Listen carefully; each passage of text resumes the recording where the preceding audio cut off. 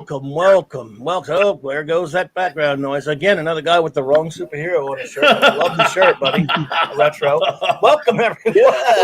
Yeah. We actually have the Global Geek Gang has, for the most part, assembled, and we actually have a topic today. I know you're just shocked. We're actually got a focus on a topic we're doing. Yeah. We can do this. We can do this. It's a very green topic. Yes, a week ago was St. Paddy's Day, but you know what the hell? We're always late around here. It's all good. We could have, probably should have done it a week ago, but we weren't ready. So, anyway, I want to thank, of course, my great friends for assembling here with me, the Global Geek Gang. My great buddy Ash. Bro, what's up? Thank you for being here, man. We got. See, this it would not be the Global Geek Gang. It wouldn't even have its name if we didn't have extraordinary gents from across the pond, from us anyway. We're across the pond from them, if you look at it that way. My buddy Ash there is way out there in the. He's way out there on the other side of the world. There's Retro. We put that up so we cover him. We covered him up there. He's got to move a little bit. Also, my buddy Retro, another them damn foreigners. Yeah. But we have a good old American boy, my buddy Nick, 32 flavors of Nick Weiser. What's up, brother? What's up, man? I am very happy to be on this panel. Thank you for having me come on. As usual, it's nice to be on this panel. The fact that we're going to be talking Green Lantern, when I saw you post, I'm like, bro. It got me like, all right. Oh, I gotta absolutely. Get on this, so We're I'm gonna have ready. We'll have a light convo about it, but we'll give it a little history as well. Retro, I'm always pleased to see you, my friend. How are you doing today, sir? Awesome. And of course, like a little shout out today, Pat Troughton's birthday. Oh, Patrick! Oh my goodness, Patrick Troughton, the great, the 17,000th Doctor. No, sorry, the second Doctor, Patrick Troughton, the great actor. And as Doctor Who fans here, we celebrate that. I did not know that. Thank you, sir. Had a lot of great birthdays this week. Of course, the great Shatner, my son, on his birthday. You got Nimoy coming up tomorrow, and I did not know that we have. You got the great Patrick Troughton. Some nice geek birthdays there. Absolutely.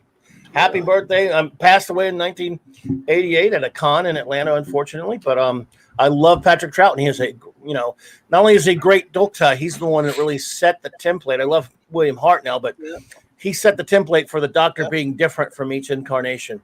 Yeah. So and hats off. Mannerisms. Yeah. Hats off to Pat Troughton, my second favorite Doctor. I love him. He's in my top 3 or 4. I love him. I mean, nothing passes Tom Baker or John Pertwee for me, but Troughton's right up in there, buddy. Yeah. So anyway, that's great. Great to hear. Great. Thank you for passing that on. Let's see here. Let's say some hellos to some. By the way, I don't know if Jed's asleep or not. Everyone, he may or may not show up. Probably asleep. I am going to smack that boy upside his head. Probably asleep, or the power's gone out again. You've got to put 50p in the meter. Did his ring lose power? Did his ring lose power? Got to charge his power battery. Yeah. Maybe he forgot. Let's see here. Joining us this fine afternoon for us, evening for you gents over there. Is Apollome's Minions in there. Apollome's Minions. Good to see you, my dear. Thank you for popping in. Good to see you. A fellow Louisiana and a great buddy, Pat S. Yo, bro. It is great to see you, my friend. I'm glad to see you here. My buddy RN, Raymond Feliciano. Hey, man, he probably will be joining us soon. All right. Cool. Let's see. Eric O'Sullivan. What's up, my brother? I sent you an invite on Twitter. You're always welcome to join us. If you're busy or whatever, you can't make it, that's fine, man. But you got that invite there, so there you go. Someone I've never seen in here before, but welcome, Trump 2024. Thank you for being here. It's a pleasure to see you. I always appreciate seeing new people, and you are very welcome to be here. Thank you so much. Let's see here. Oh, my goodness, the great Chris Persia, Master of Wrenches. What's up, bro? It is good to see you, my friend, as always. I always appreciate seeing you here. And my fantastic friend, Stephanie Jedizek, Smuggler's Cantina. Steph, what is up with you? It is good to see you, my friend. Let's see here. Dee Myers. Hey there. Always great to see you. Thank you for being here. Oh, man, I like this name. Brightest Day. Oh yeah, I know about Bryce Day. He's I've spoken to him very briefly on panel on chats before on live streams, but he sounds like a good dude, and I think he's actually started using his page for making a channel now. So yeah, I'm glad Okay, to see him excellent. around here. Right? Well, yeah, Green Lantern fan, and okay by us there. Absolutely. Absolutely. Oh, my goodness. My wonderful, beautiful, magnificent first officer, Raquel Briggs, is here. I love you, love you, love you. Thank you for popping in. And we really just absolutely were all very happy to see you, my dear, sweet friend. You're the best. I love Raquel. We all love Raquel. Let's see here. Absolutely. No, she's awesome. I when she speaks is one of those things where I stop and listen. Me too. Yep. Absolutely. We all stop and listen. Absolutely. She's the best. You're the best, babe. I love you. Let's see here. I'm almost getting done. My chat's backed up here. Darius Munchausen. All right, my friend. Thank you for popping in. It's great to see you. Oh, Darius. What's up, man? Yes, indeed. The Darius man.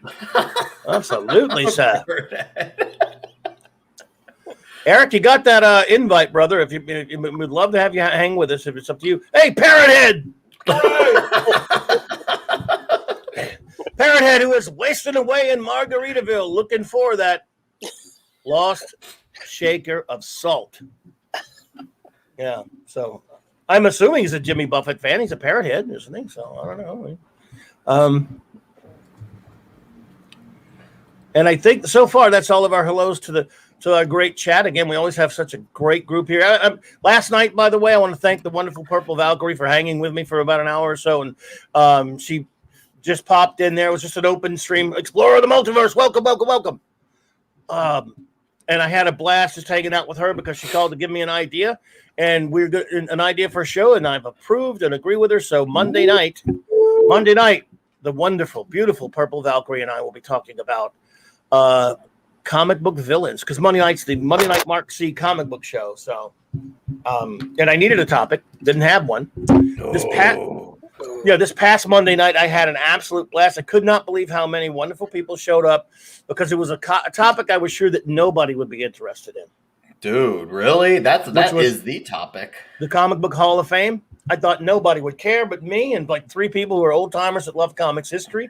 But I was going to do it anyway because I always wanted to do it. Mm-hmm. And of course, I had a great time doing it. It was, I really, really did. I had a blast doing that, and I just thought that nobody would care, but whether they did or not. Of course, the Great Phantom Outsider was amazing. People showed up and listened to it, so you learn. You learned something that was useless info, mind you, but you learned something, I guess. So I appreciate that, everyone. I appreciate all those who showed up. And I had just a wonderful time doing it. There will be more installments. That was the Pantheon of 10. That was the first 10 inductees. And I don't know, the second one's going to be tough to pick because it's only going to be 10 at a time. Mm-hmm. And there are a lot of great Hall of Fame, a lot of great comic book creators deserving of being in the Hall of Fame. If you know what I mean. Oh, dude, that's an ocean of greats, an ocean of greats. I mean, it doesn't just come down to one. I mean, if you're a normie, you think of one or two, but for guys like us, we look at the Sienkiewiczes, the O'Neills of the world, and of course we have the Kirbys and the Ditkos. Oh, there you go, Ditko right there. Will Eisner. I mean, Bill Finger. There you go, getting that Bill Finger. Yeah. All of them got started in the golden. All of these guys got started in the golden age. Gardner Fox as well. He will be in the spoiler alert. Gardner Fox is in the second one. You don't have any team books really without him. Oh, I know. I hated leaving him out of the Pantheon, but Gardner Fox. Yeah, I mean, So, but yeah, again, everyone, go ahead.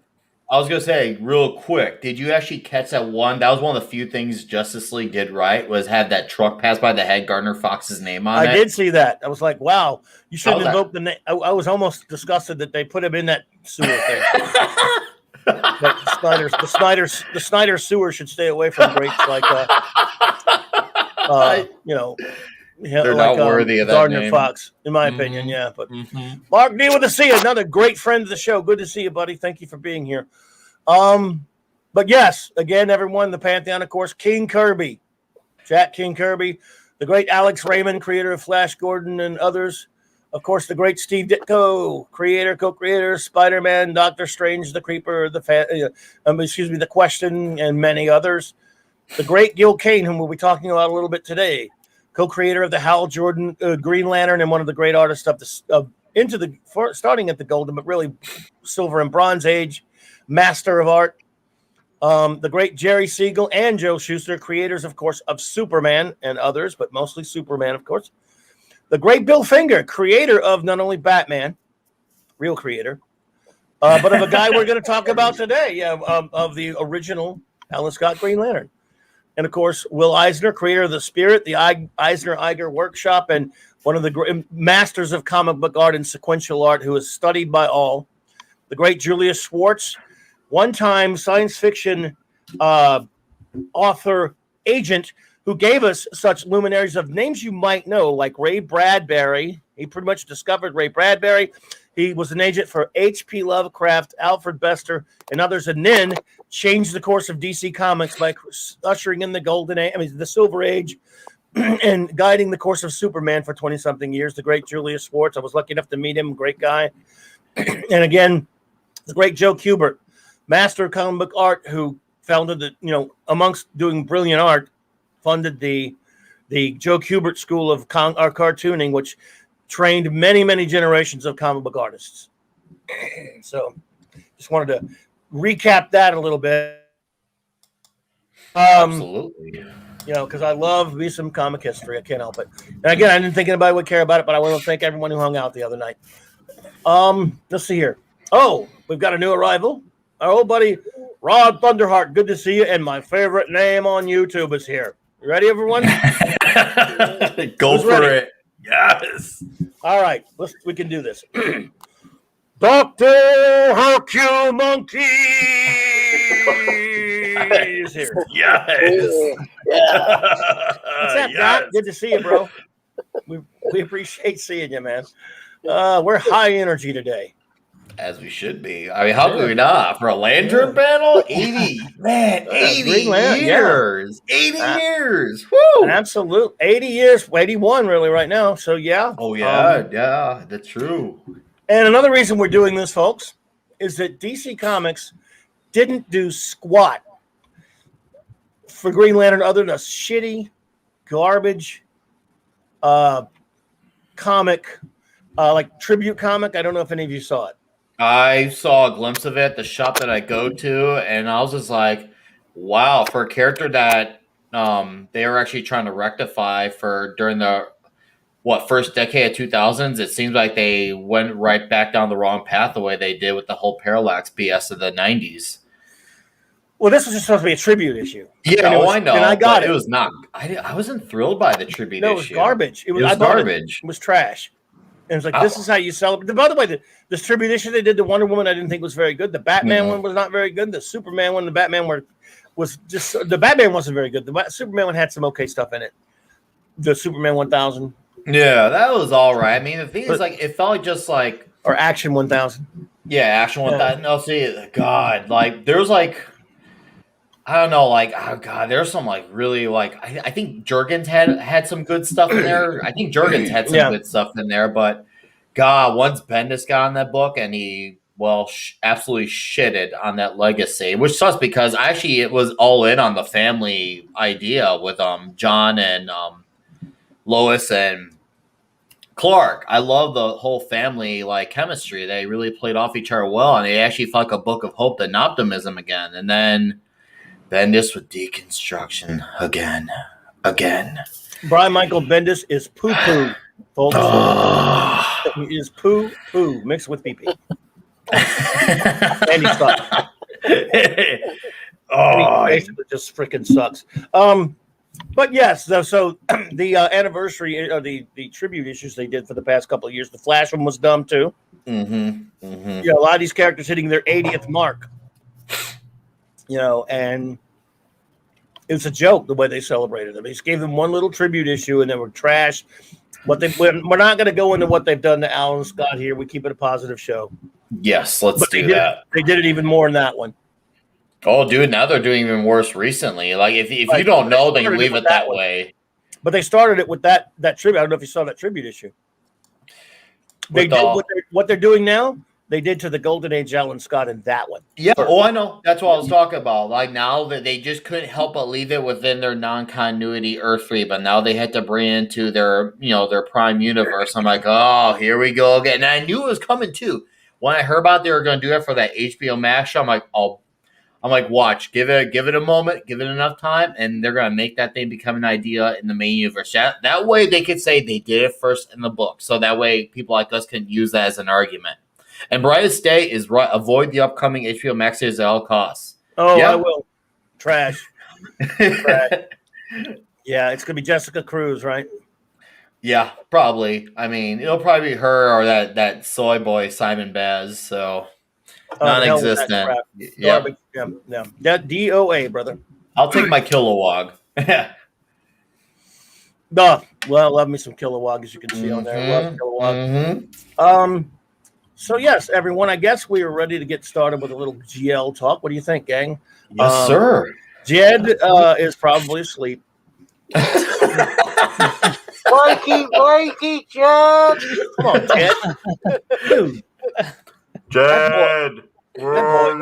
He was the one. He was going to be here. He was the one talking about being here. He basically said that.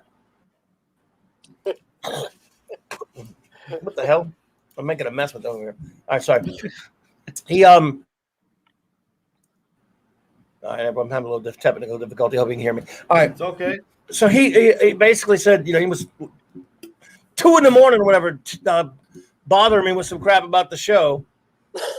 About, you need to change the picture on the YouTube. Well, you didn't even show up, dude. Where are you at, man? Come on. I won't let him have it.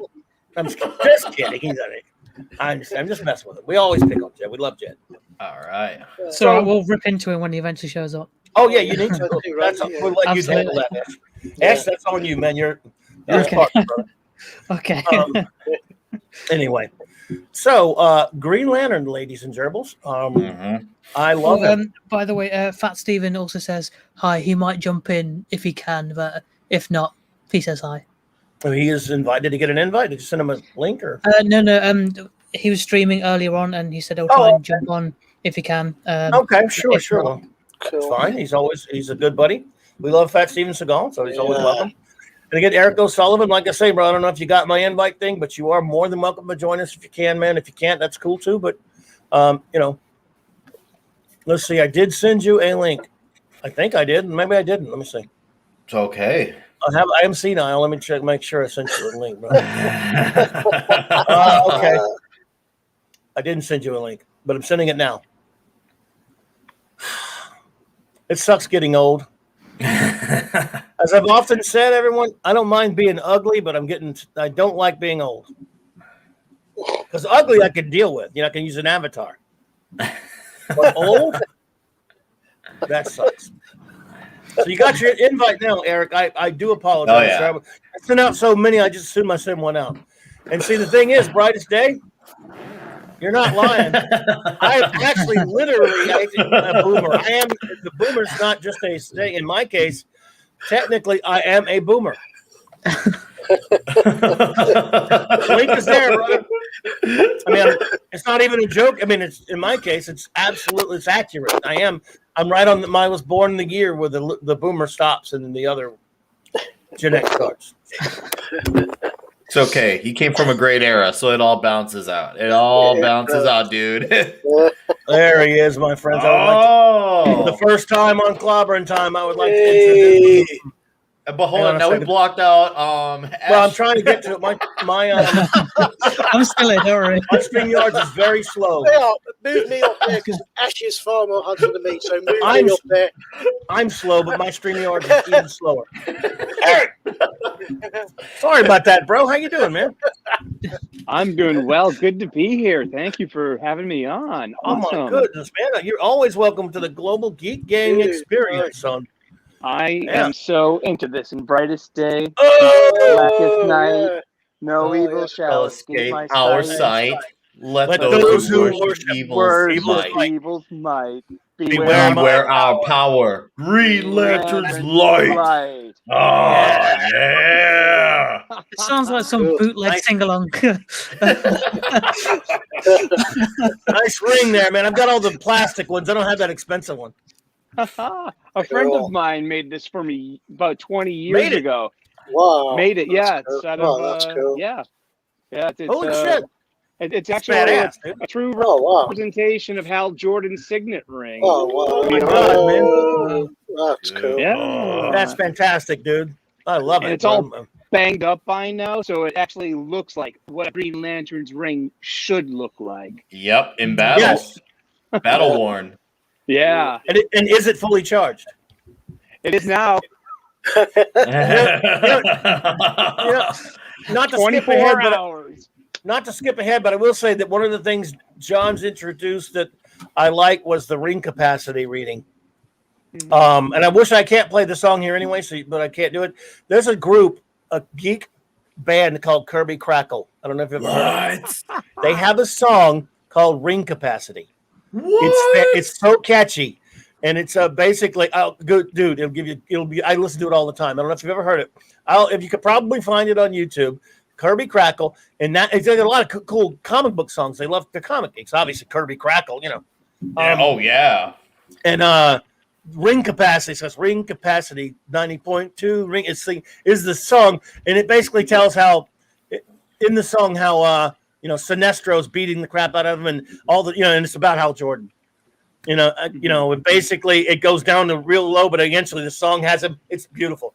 Calls him back up to using tricks to stay alive, to eventually getting the ring charged, and at the end they actually in the song put the chant in brightest day and blackest night. You've got to hear that song if you're a Green Lantern fan. It's just fantastic. Oh man, I need to hear that. I need to hear that band in general. I You would got play me it all right now. excited, dude. Oh God, they got one called Another New Crisis, criticizing all the stupid events and crisis and shit. Oh. Just give me one new issue.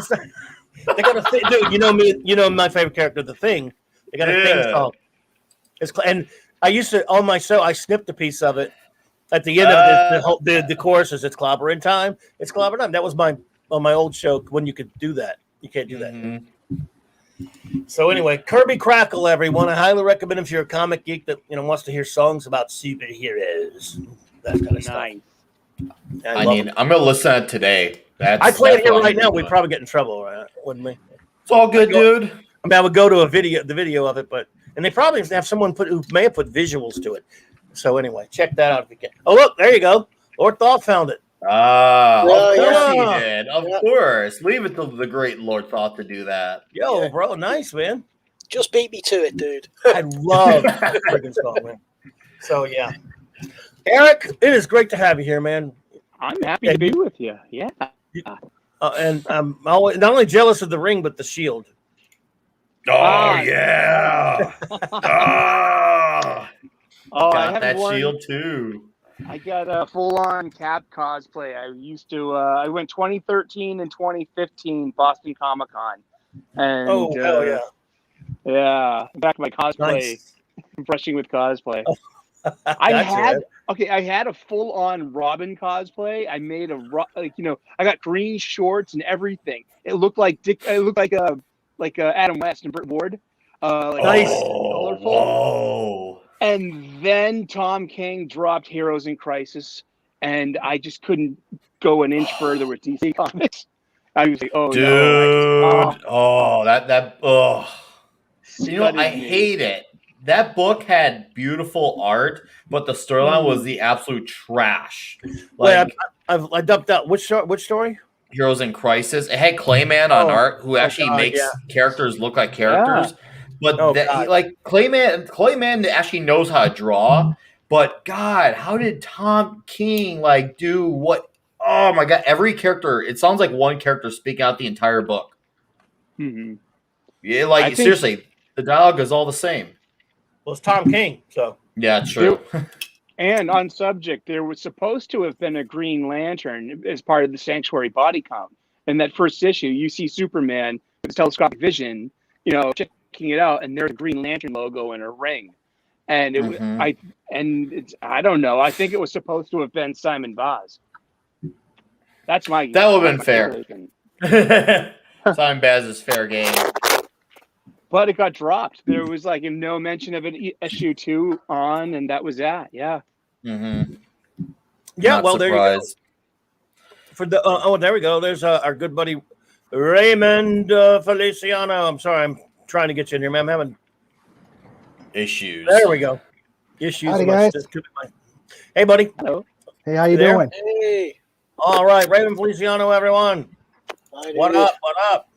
How you What's going guys? on, bud? How are you today? Good. Just did some taking care of the yard and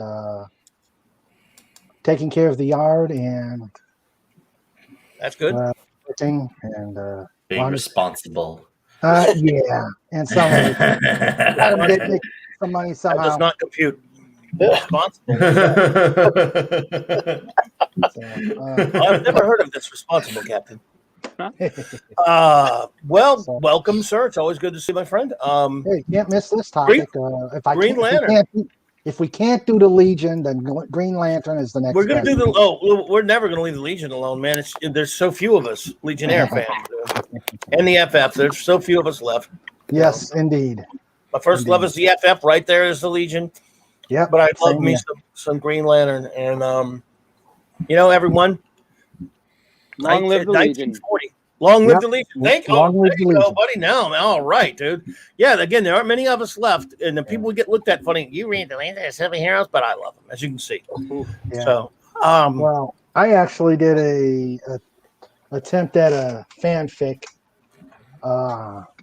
Lord Green Thought, Lantern. that's not true, dude. You would be, dude. You'd never get in the way. Come on, man. Go Oh, ahead. did he really just say that? Come on, Dude. Thought, you are the Come on, Thought. contributor. Yeah. The contributor. Come on. Go ahead. I mean to cut you up there, Raymond. Go ahead, bud. Yeah, I made a Green Lantern fanfic. It was definitely a what if. What I did is I gave Kim Possible a ring. Would you ever see the Elseworlds? Wasn't there an Elseworlds where Bruce Wayne became the Green Lantern? Yeah. There's been Actually, a few there was different also variations. The name of it, brightest, And Darkest Night. Darkest Yeah, Night. there was also a what was it? Right after he came back, he gave Sinestro gave Batman a ring. He was offered a yellow power ring. Yes, he was. After that came out, a buddy of mine worked on a comic we were going to do for a while that we never got off the ground. That was going to be an Elseworlds about, instead of Billy Batson, it was young Bruce Wayne after his parents were shot running into a subway and becoming Captain Marvel. That sounds cool. Called with one magic word, something like that. But we never finished it. Life got in the way. That was in the 90s, Yeah. Well, The 90s was the thing. My hated him. fiction was right at the tail end of the Sinestro Corps, when everybody was fighting, and somehow Kim Possible got a flight ring, a power ring. Well, I can see her more worthy than Jessica Cruz, that's for sure. Oh, I like it. I hate Jessica. That was I hate her. Ethan Van She has Sciver's no last business with the contribution. ring. I know it was, but she has no business with the ring. I don't But- know. I struggle with anxiety myself, so I love like having a ring, and so it's like here you. Well, you're worthy. Well, here you have Green Lantern struggling with anxiety and panic disorder, and I hate the whole thing of bringing real world problems into comics now. But I mean, she is Ethan Van Sciver's last contribution to the DC canon, as well. So. I think, I like her origin story. She's a survivor. I guess I just have sour grapes because I was really looking forward to that Justice League Fatal 5 movie, and they put her in there, and I was like so activated with that. I hated that movie because I really was looking forward to it. There were so many things wrong with it, and I'm a Legion fan, as you know. Yes, and I want Starboy was so good. spot on. I thought, that was good. Yeah, First Tom of all, Caller's, I love Tom Caller. Oh God, what a great character. But I thought that movie was terrible because, again, the JLA, there's very few. I mean, the Justice League, there's very few of them. They got Wonder Woman with the sword, which doesn't work with the Bruce Timm verse at all. They barely have any of the other Justice League members. Them fighting the Fatal 5 is weird, but I can kind of see it in a sense. I mean, it was kind of okay. But then they stick Jessica Cruz in there. Could have just have Jon Stewart. if you're going to do that. And that took me for years to get used to him being in that league instead of Hal Jordan. But I don't know, man. I hated it. You got parallel stories between Starboy and Jessica Cruz, both dealing with their issues. Exactly why I hated it. Oh. So disappointed. Because after so many years of them ruining the DC animated universe for me, I thought, in the movies, I thought, man, this looks like it's going to be the old school stuff, just like the old Justice League cartoon and stuff. Yeah, and then, Bruce Timm style. And it was Bruce Timm, but I got misty-eyed at Superman's theme when he came in, and you hear the music. I got the feels. I hear you, man. It's just I'm a boomer, and I want what I want. When they do my superheroes, if they don't do them right, I'm never happy. And I make compromises too, but not often. Not often. And at that time, I will be honest with you, though, Eric, I'd never read one comic with Jessica because by that time I was already gone. I hate the Screw 52 with a passion, and that chased me away. So I guess I'm going to have to admit to you, I just didn't really, didn't connect with her because I never read any of her comics. That's actually the first thing I saw her in because I wasn't reading any comics with her in it. So that could be it. That could be. And again, I just wanted it to be like that Justice League cartoon that I missed that should have gone on. Yeah, right. Criminal that it didn't. Absolute criminal, especially when they went to the Unlimited series where they had those episodes where you had like a Booster Gold episode, or you had the Hawkman Hawk Girl episode where they had Thanagar involved, and you've had a question episode. How freaking cool is that? Like, I love that. Green Arrow and Black Canary. Oh my god, each episode is like, oh, this is cool. You see that it shows you, hey, look, there's more to DC than just Batman, Superman. Look at all these other cool characters, and they let them all shine, and they were all well written and likable. Just so, I still rewatch those to this very day. I got my girlfriend turned on to them. She didn't know who any of those characters were. Now she loves them. If you want to see the real Justice League movie, other than reading some comics, and you're good with animation, that Justice League, and I even like the first two seasons. Some don't, and then even better, Justice League Unlimited. Those 4 seasons are magnificent. Yeah, definitely. But Green Lantern, everyone. Yeah. Let's talk a little Alan Scott. What do you think? Ash, I'm okay with it. Yeah, whatever. All right. Well, that's how it all started, All right. And for those who don't know, Alan Scott, I think it was like All American Comics, Summer 16 or whatever it was, something like that. When he was created by a gentleman that we put in the Hall of Fame the other night, in the Clobberin Times Mark C. Comics Creators Hall of Fame. Bill Finger, along with Martin Odell, created the Alan Scott Green Lantern. And as you know, Eric, probably at the time, a lot of you know who's read any of the old stuff. Alan Scott didn't have any, like a lot of those heroes back then. His powers were not really all that defined. We found a magic lantern, as I'm sure you know, and then it became Green Lantern. He's wearing a red outfit with a green cape, as you could all see. I love the outfit. Love the outfit. Yes, it was a good outfit. It looks like actual traditional superhero outfit, and the fact that he wasn't like your typical lantern, like what we know of them today with the Corps for the better part of the last half a century. He was not the same type as them. Right. Yeah, absolutely. And he was one of the best, and one of the golden age, standards that superheroes are measured by, in my opinion. A weakness to wood. I love that. The weakness to wood was at that time. I guess they figured, look, he's powerful. We need a weakness, like they did later with Kryptonite. Later, actually, with Kryptonite and such. A little bit later, Kryptonite was introduced in a radio show, a Superman radio show. But so it's weird, but you got to have a weakness, I guess, right? That's what they figured back then, and we will not debate their profound wisdom. Excuse me, at this proceeding here. Well, we might. Maybe we will debate it. You guys can debate it if you want. I gotta. There it is. Boy, this thing's slow. Can you all see that? Oh, absolutely can. Yeah. Absolutely can. God, I would love this. I would love to see this suit like in a real life adaptation like this, just portrayed exactly like this. And there's no excuse that they can't make this look good because this is a gorgeous design. I mean, just give us a traditional JSA. Give us Alan Scott the way he looks, dude. It'll be beautiful. Oh my god! They came close to that in Smallville. Oh, you're right. Oh man, I forgot all about that. Not all about that. Yeah. Whoo, dude. Yeah. Whoo. Deep cut. Nice deep cut. Yeah. That's Yeah.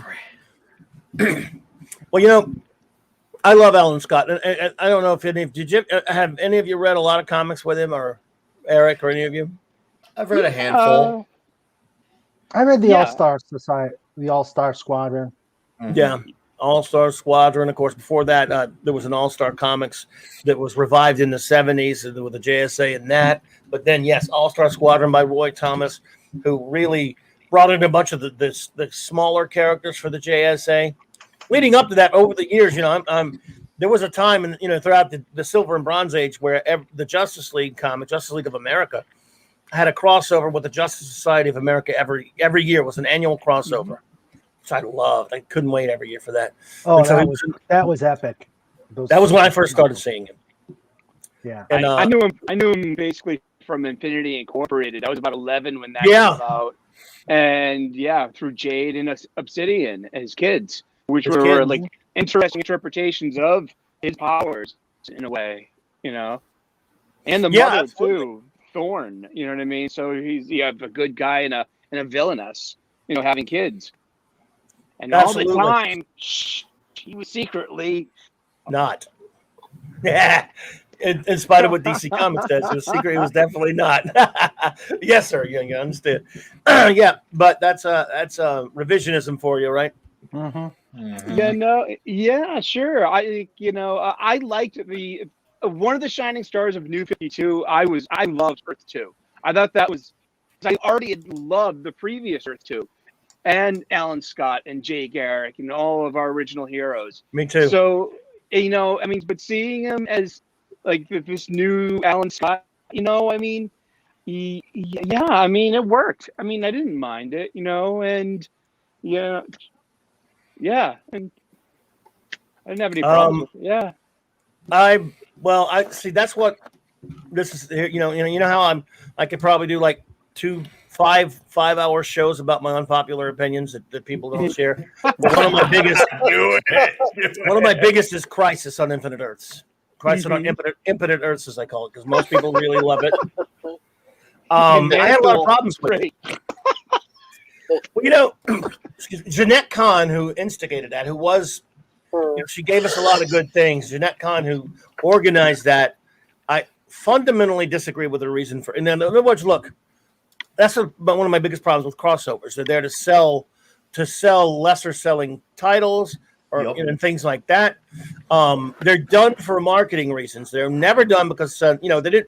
Marv Wolfman and George Perez, did what they could, but they were told to do it. It's not like this was an editorial decision, whereas the editors usually say, okay, what story do you have for me today? Back in the real days of comics. And they would bring them a story, and the editor would definitely work with them on it, but the editor never said, I need this done, you go out and do this. That's what Crisis was. And she wanted the universe of DC streamlined, and the multiverse of it streamlined to because she claimed that it was too confusing to have all those different Earths. It was not confusing to me, and I am not the sharpest knife in the drawer, but I understood multiple Earths, and Earth 1 and Earth 2, even though they were backwards, it should have been the other way around, as you know, because Earth 2 was the golden age and Earth 1 was silver and bronze, so that was backwards, but I understood it. Earth 3, Earth B for Bob Haney, Earth S for the meaning for Shazam and such. I understood that. Didn't bother me in the least. I liked the multiple Earths, but she wanted to merge the Earths together. And at the end of Crisis, basically, that's when the confusion started, because it was like this happened, but it didn't. This guy didn't exist. This one did. This did. And that character that you loved before, that never happened. Screw it. This Earth is totally different. I hated it. Wow, Great art. Supergirl. What happened to Supergirl at post Oh, crisis? God. Travesty. And Barry Allen. Oh yeah. Yeah. Oh, At dude. least he was dead. At least he was legitimately kind of dead, like Uncle Ben dead for like what 30 years. That was all right. Not Crisis on Infinite Earths. I'm talking about the one in the 80s, not Infinite Four Crisis. Crisis? Yeah, he was killed in Crisis number 8, right after she was killed in Crisis number 7. So yeah, Right. Okay. Barry Allen, his comic book at the time, they were really treating him horribly. He was running around, was accused of murdering the Reverse Flash. Oh, He was yeah. They on snapped trial. Mio Bar's neck. Flash. Yeah, the Yeah. Kid Flash They did it stand against them. That was crushing. I remember it was that. terrible, and the art was bad at the Yeah. time. You know, but the Perez art in Crisis is wonderful. But after that, they were just doing that so they could get him out of the way to put Wally West as Flash. Mm-hmm. And we're getting rid of Supergirl, which was she just had her own title didn't do well. She had a movie that was not successful, so they just wanted to murder her for some reason and bring her back till later. But they did it because of the John Byrne horrible, crappy reboot. Also, they didn't want anyone else called Super, which sucks. Right. But anyway, they contradicted Crisis a year after it happened, by the way. But it was Shocking. a retcon. Again, it's a good comic, and some of the art's fantastic. But what I'm saying is, it was done for commercial reasons, not because someone organically said, "Hey, this is a good story we should do." That bothers me about it. You know, I think that. but You know, I understand the idea of trying to trim down the fat, but you're right. It wasn't about telling the story. It was just about, you know, just promoting an event thing. And I want them to trim the fat, but they could have kept Supergirl if they had actually utilized creativity. They just didn't need 2,800 other supers. They could have had Superman and Supergirl all be fine in the world, but they just, I mean, it shows you there was even degrees of creative bankruptcy then. If they just chose not to do God, Supergirl. Yeah, it showed then. Absolutely did. They had Was to in the keep up pudding. with. They had to keep up with Marvel. I mean, Marvel had basically just invented the event comic, the Champions one, and then Secret Wars. Yeah, Contest of Champions and Secret Wars. Oh, Yeah, yeah. so, They were competing with them at the time with that. You're right. Yeah, I mean, this is also a publishing game. You got to sell copies, and they kind of invented that. Hey, a new number one is going to sell a lot of magazines. Well, that's what it was for. It was also to boost the sales on smaller titles and to do a retcon. And again, I just don't like that. I understand the marketing aspect. She was actually really good at marketing a lot of things. You could argue the wisdom of whether some of the things she did were harmful, but she's the reason a lot of that top talent fled Marvel. Also, Jim Shooter chased them away to DC. She's the reason Miller's Dark Knight, for better or worse, happened. Watchmen. She's the one that discovered Alan Moore. Watchmen, Killing Joke, Batman Year One, things like she's the reason all that happened. Yeah. But And the she did format Crisis too. as well. The form, I mean, like those magazines were revolutionary. They had different cardstock covers. They had different pages. And just remember the way the Dark Knight Returns felt in your hand. It was so different. There were no remember. ads. It was Oh, prestige. wow. It's called prestige format. And at the time, I remember when I went to buy it at the I just moved to New Orleans, and at the shop I was going to buy at, this bitch who ran the shop jacked issue number one up to $20 the first day. So you must be out your damn mind. I went to the other shop that was farther away. It was the other one was closer to work, and made one of my greatest friends ever. It turned out he said, "The hell with that bitch. Here's cover price, guys." And the rest was one of the greatest friends of my life, and I never went back to her. That was just, and by the way, that was a 4-part comic that each issue took forever to come out. Forever. It was like, is there a new Dark Knight yet? No, it's only been a year. What are you looking at? Especially between 3 and 4. And I did not like issue number 4. Now, looking back, I have a lot of criticisms of that comic, but at the time, we were really excited about it. That was Watchmen was coming out. That was coming out. We were so excited about the Darkness. I was young, and I just quit from running a comic shop for many years, and I just loved comics, and I was excited about that stuff. Look, that's why I try not to be too hard on my younger friends who like the dark and edgy crap, even though I don't like it now. And Alan Moore and Frank Miller, who were geniuses, did genius stuff, no question about it. Ushered in the dark ages that kind of maybe led to some of the bad things that happened in comics. But that's neither here nor there. We're talking about Green Lantern. Green Lantern. And Alan Scott was kind of, we mentioned Crisis. Alan Scott was kind of should I use the word victim? I don't know, victim of the first actual reboot in comics. I get where you're coming from. I mean, I could say actually can concede to that. Yeah, he kind of was actually a victim to that. He actually was, in my opinion. I agree. Even though it was a guy who made my Hall of Fame the great Julius Schwartz. He took over it at in 54, 5, whatever it was, a little bit, at DC. And as I said, he was previously a literary agent who, had represented the luminaries like H.P. Lovecraft and Ray Bradbury and Alfred Bester. But he went to comics and he had a science fiction background. He was a science fiction guy. And he didn't like that this guy just discovered a magic lantern. He didn't like that Jay Garrick had inhaled some fumes and got super speed. Oh yeah, your old guy. Remember, because they just need every origin to sound more real life, and rather than say, "Hey, listen, this is story magic." Because how dare we embrace that element anymore? Hail, Nicole, the blind mage. Great to see you, my dear. But you know what? In this case, you know it's tough to not because I love Barry and Hal, two of my favorite characters. I mean, I love Jay and Alan. I love them. Mm-hmm. But Barry, I do too. I love. Barry and Hal. I absolutely adore them. And so he came up, he came with some ideas that were more, a little bit more science fiction fantasy in the sense that you got a guy who is lightning strikes a cabinet of chemicals and he gets, super speed powers. As of course, it's still fantasy stuff, but it's better than I guess he thought it was better than just a guy inhaling fumes, I guess. Mm-hmm. Then you have, but the concept of the Green Lantern Corps is ingenious, in my opinion. You can now not to completely. I like to cite sources sometimes, just because it's for honesty and clarity's sake. Anyone who's ever heard of a series of books by E.C. Doc Smith called The Lensman? There is a similarity to it. You could look that up, but still, it's John Broome and Gil Kane and Julius Schwartz when they created the Hal Jordan Green Lantern and hence, of course, the Guardians of the Universe and the Green Lantern Corps. That's one of the most extraordinary things ever in comics, in my opinion. I don't know what you guys think of that. I'll let you guys sound off. Go ahead, Eric, or anyone. Oh, it was great. I mean, it was my super friends. It was, for history, they're all space age science heroes. You have a space cop, basically astronauts. And then you have, the Flash with that classic outfit. It just defines superhero beauty. Absolutely, and of course, Flash ushered in the Silver Age of comics. Jed is here, folks. I think. Hey, Jed! He did just wake up. No, it wasn't. It wasn't that.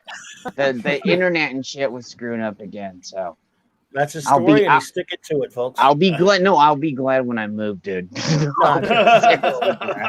Welcome. Good to see you, buddy. Do you like my icon down there? You like my icon? Well, it's Guy Gardner, but we'll go with it. Well, no, it's Guy and Ice. It's Guy and Ice. Yes, it is his girlfriend. Yeah. Welcome, buddy. Thank you, brother. One punch. One punch. Yeah, it's what, dude. He took shit, but in the long run, he became the hero he was supposed to be. We're not to Guy yet, dude. Yeah, so we'll get there. We'll get to Guy. Yeah, we'll get to Guy. But we're on Hal right now. Hello, and Hal the Green Jordan. Lantern Corps. Hello, Hal Jordan. Chuck Yeager, easily, the greatest Green Lantern in the universe. And you don't have to take my word for it. Ask Kilowog. Well, yeah. I mean, yeah, undisputably so. Agreed. I mean, Hal is funny because I didn't even grow up with Hal, but ultimately over time, Hal did become my favorite Green Lantern. That's the funny part. Like growing up, like first when I got into DC, I was in like your Batman, Superman's, Wonder Woman's, but then when I started getting into Green Lantern, like I knew about the cartoon and Jon Stewart. But then right around the time Hal was actually given a redemption arc in comics, I'm like, hold on, wasn't that guy tainted in the 90s with some bad story? Then I learned about it. Yes, and between that Jeff Johns run and the 2011 animated show, I became a Hal Jordan fan over time. And then to the point where he became my Green Lantern. And, there's that symbol, though, where it sticks out on the chest. That's what EVS created. That's his whole spiel. And what I like about Hal, he has a Daredevil evil, not Daredevil like Matt Murdock, but like he's evil Knievel. He's just a man who he's gonna do whatever it takes to win. And he's as unafraid of anything as it gets. He's got a badass like rock star attitude to him that I love, and that's like how I've grown up. So I'm like, yeah, that's the type of guy I want to be. So I see that, I'm like, man, hell's a badass. I mean, come on, someone who can punch out Batman has got to be okay. Oh yeah, dude, Green Lantern Rebirth when he leveled Bruce right in the face. I'm like, oh. I love Hal, man. He is the term fearless, just like Daredevil, the man without fear. That's hyperbole, of course. We know he just conquers fear. Yes, but he has it like all human beings do. Yeah, but he conquers it. That's why he's so he's so daring. I mean, this is a guy. He has a power ring, but he will leave it in his locker to go fly a dangerous jet out there. He doesn't give a crap. Yeah. Oh yeah. Just so carelessly, and I love it. And he's the best. No, he's so on the edge of life. I'm like, God, that's the type of guy he gets it, man. That's how I'm in real life. So maybe you could say Hal Jordan's just a self-insert at me, but that's my way of life. Is just on the edge, and I love seeing that in a character because Hal's like the guy who keeps the core on the suspense. Yeah, and that's true. By the way, I don't know if any of you are familiar with Batman: Brave and the Bold. Yes, he was. A cartoon I love. He was on one of those. I love the one where he wasn't in that one for a long, but the one with the Green Lantern Corps when I think they were fighting Despero, and they were all taken over by Despero, and Hal Jordan was smart enough to send his ring to Batman, and Batman became a Green Lantern in that one.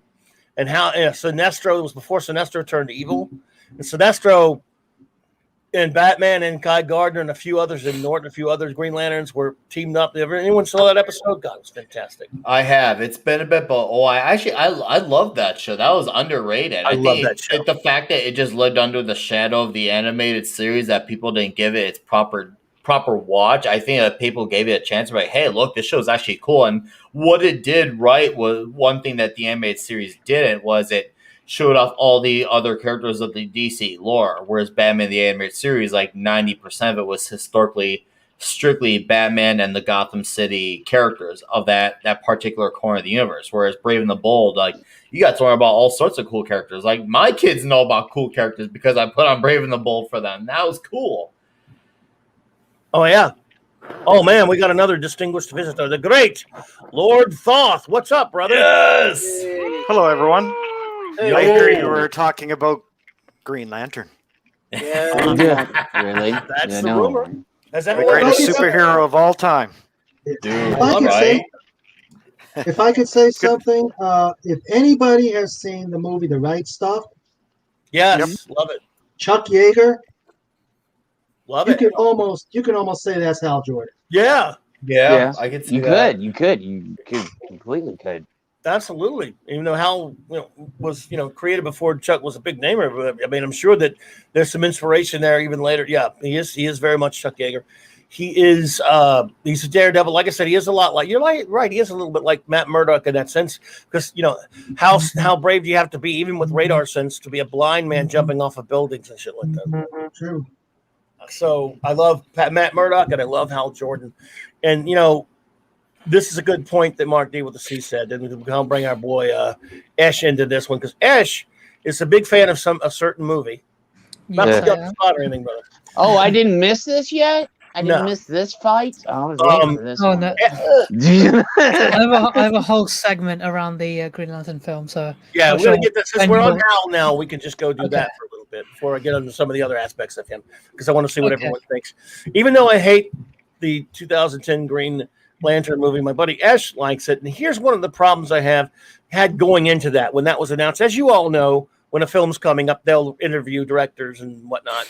Mm-hmm. And the first thing out of what was this guy's Martin? He actually directed, I think, Casino Royale, if I remember right. But the guy who directed the Green Lantern film, the first thing out of his stupid pie hole was when they were asked. You know how they always ask a director about the character? They always pontificate like they know things and they really don't know shit. Yeah. Oh, yeah. Said, Well, the great thing about Green Lantern is anybody could be one. That is as absolutely far from the truth as it is.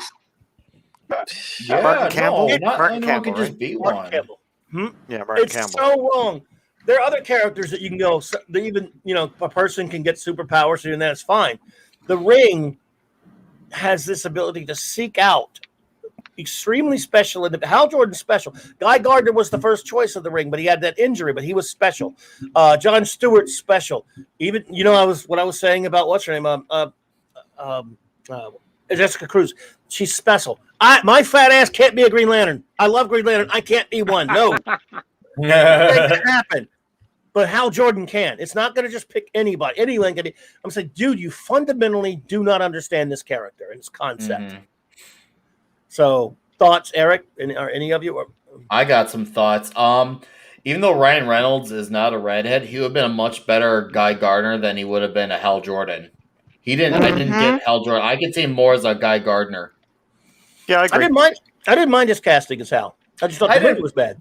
Oh, the movie's bad, but like he wasn't bad particularly per se as Hal Jordan. But I didn't feel Hal Jordan with him. But the more I hear him speak and the way he just is in real life, he comes off more as Guy Gardner to me. Like when I would watch the movie, I had to remind myself that he was named Hal Jordan because I felt a Gardner vibe from him. Yeah, he could play Guy. Yeah, Bryce, a hair dye is cheap. Yeah, I think he would benefit from that, if anything. Yes. Hal is more cocky than he was comedic in the movie, right? He was trying to be a comedian because Ryan Reynolds is a funny guy. Yeah. And so Hal Jordan isn't a funny guy. Nope. He's cocky and arrogant and egotistical, but that's because he flies a jet engine between his legs that goes Mach 3 with very little to protect him from. So absolutely, he's that guy that just where angels fear to tread. He's the guy who charges into battle, and that's why he's the greatest Green Lantern of all time, because he's just got that chutzpah. He's got that aura of invincibility around him, and when he has the ring on, he's even more invincible. So yeah, that really wasn't what I took Ryan Reynolds to be like. Yeah, you're right. I think he would have been a much better Guy Gardner. I think he's a good enough actor to, in a better script, play Hal, but I don't disagree with you on that either. But Ash is a big fan of the movie, so Ash would like to talk about that. So go for it, my brother. So I've got a lot of stuff prepped for this little spiel. But first, I want to thank Clobby and RAQUEL for what you guys do on Saturday Night Trek, where you go and do a deep dive in the episodes. Because I found some production notes, and I have the Blu-ray of the Green Lantern film with directors' interviews and things like that. And one huge thing I picked up on is when they talk a lot about the creative process, Jeff Johns is extremely heavily involved. I think he's one of the heads of the creative team for the Green Lantern film. And whenever they're talking about all the different teams, whether it be props, special effects, set design, they're always talking about the comics. They're always talking about how we go through the stacks of the comics from the very start to the current day. And a lot of them put a very heavy emphasis on trying to stay true to the source material and stay true to the comics. Now, quite a few controversial things in the movies are that I'll touch on is Hal's suit, which is completely computer generated, and the design of Parallax. So I'll start with the suit. So basically, the costume designer, she wanted to do something completely different. She explained in one of the interviews that she looked through all the comics from start to present day, and there wasn't really a change. And she wanted it to be very organic. She wanted it to be as Green Lantern flew. It looked very streamlined. So she wanted it very like a second skin, essentially. So she actually read through anatomy books and looked at the human anatomy and muscle structure and all that. And when you watch the movie, you see lines across the whole suit, and those followed the muscle fibers on the human body. So that's how she sort of designed the suit. She didn't want it to be look inhibiting in use. She wanted it very streamlined, like I said. and she offered, rather than actual making something physical, she offered a 3-dimensional design to the design team. She worked very closely with them, referencing the comics as well. Now, when it comes to Parallax's design, they wanted to make Parallax very the way he is, because the whole substance of Parallax, his existence, relies on inducing fear. So that's why he's like a very menacing looking cloud type person, who's actually technically one of the Guardians, as we know from the start of the film. And I'll touch on to the wider Green Lanterns as a whole in a bit. Hate that part, by the way. Yeah. They made him a very menacing cloud to look very scary, look very menacing, and the way I saw it when I watched that, the way and going through all the extra content, I saw it as at the start of the film when they initially created the Yellow Lantern battery, and then the Guardians sealed it off. As that specific Guardian went to where it was sealed off, the fear energy consumed him. The energy called to him, it consumed him, and he essentially became one with pure fear energy. So the way I look at it is, the cloud is basically his physical form of pure raw energy. Whereas if at the end of the film, where we have Sinestro putting on the Yellow Lantern ring, the reason, the way I look at it is, the reason he doesn't look very like cloud-like is because he has the ring to refine the energy and channel it properly, hence the yellow suit and the yellow eyes. And that's the way I personally look at it. So for those of you watching that don't actually, before I go on, does anyone have any comments on what I've spoken about so far? None thus far. Okay.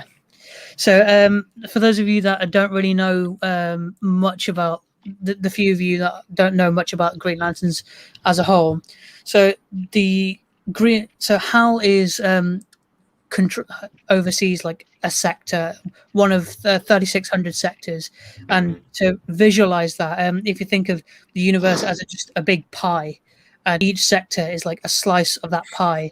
Yep. And each lantern is like the police officer of that pie. Each slice gets one officer, and Oa, which is the house of the Green Lantern battery, is at the very center of that pie, and that's how the universe would be structured. And before the Green Lanterns, there were the Manhunters, which were the android race, which were initially created by the Guardians, and then shit happened. Long story short, they became obsolete because they were power hungry, and so they forged the Green Lantern will rings and all this, that, the other. But that's not really mentioned in the film. It's really the Green Lanterns, and I bring this up. Just to clarify something too, that's 3,600 sectors of space that covers the entire universe. This isn't just the Milky Way galaxy. This is the entire universe, and it's a 3-dimensional pie. So it's like, think the universe is covered with these 3,600 sectors, which contain thousands of inhabited planets per sector. So anyway, just keep going. That's just a bigger emphasis on the sheer scale of what these guys are really dealing with. I mean, to be honest, if you really think about it, if it's the entire universe, 3,600 lanterns isn't really a lot. No, it isn't. Or in the modern age, 7,200. Yeah. Right. Okay. I didn't know that bit, but you learn something every day. 3,600 from the Silver Age on. The modern age, they kind of, in the last, say, 10 years, they create it where there's the primary lantern. So sector 28 and 2814.1 would be like Hal. 2800 or 2814.2 would be like John or Guy. Or so usually there's a senior lantern and a junior lantern who's being trained, which is a much better idea than just having one lantern cover the whole sector. because if he dies, you have a rookie who takes on the ring who has no idea what to do, and so mortality rates would be extremely high. That's the reason why the mortality rates were extremely high in the beginning.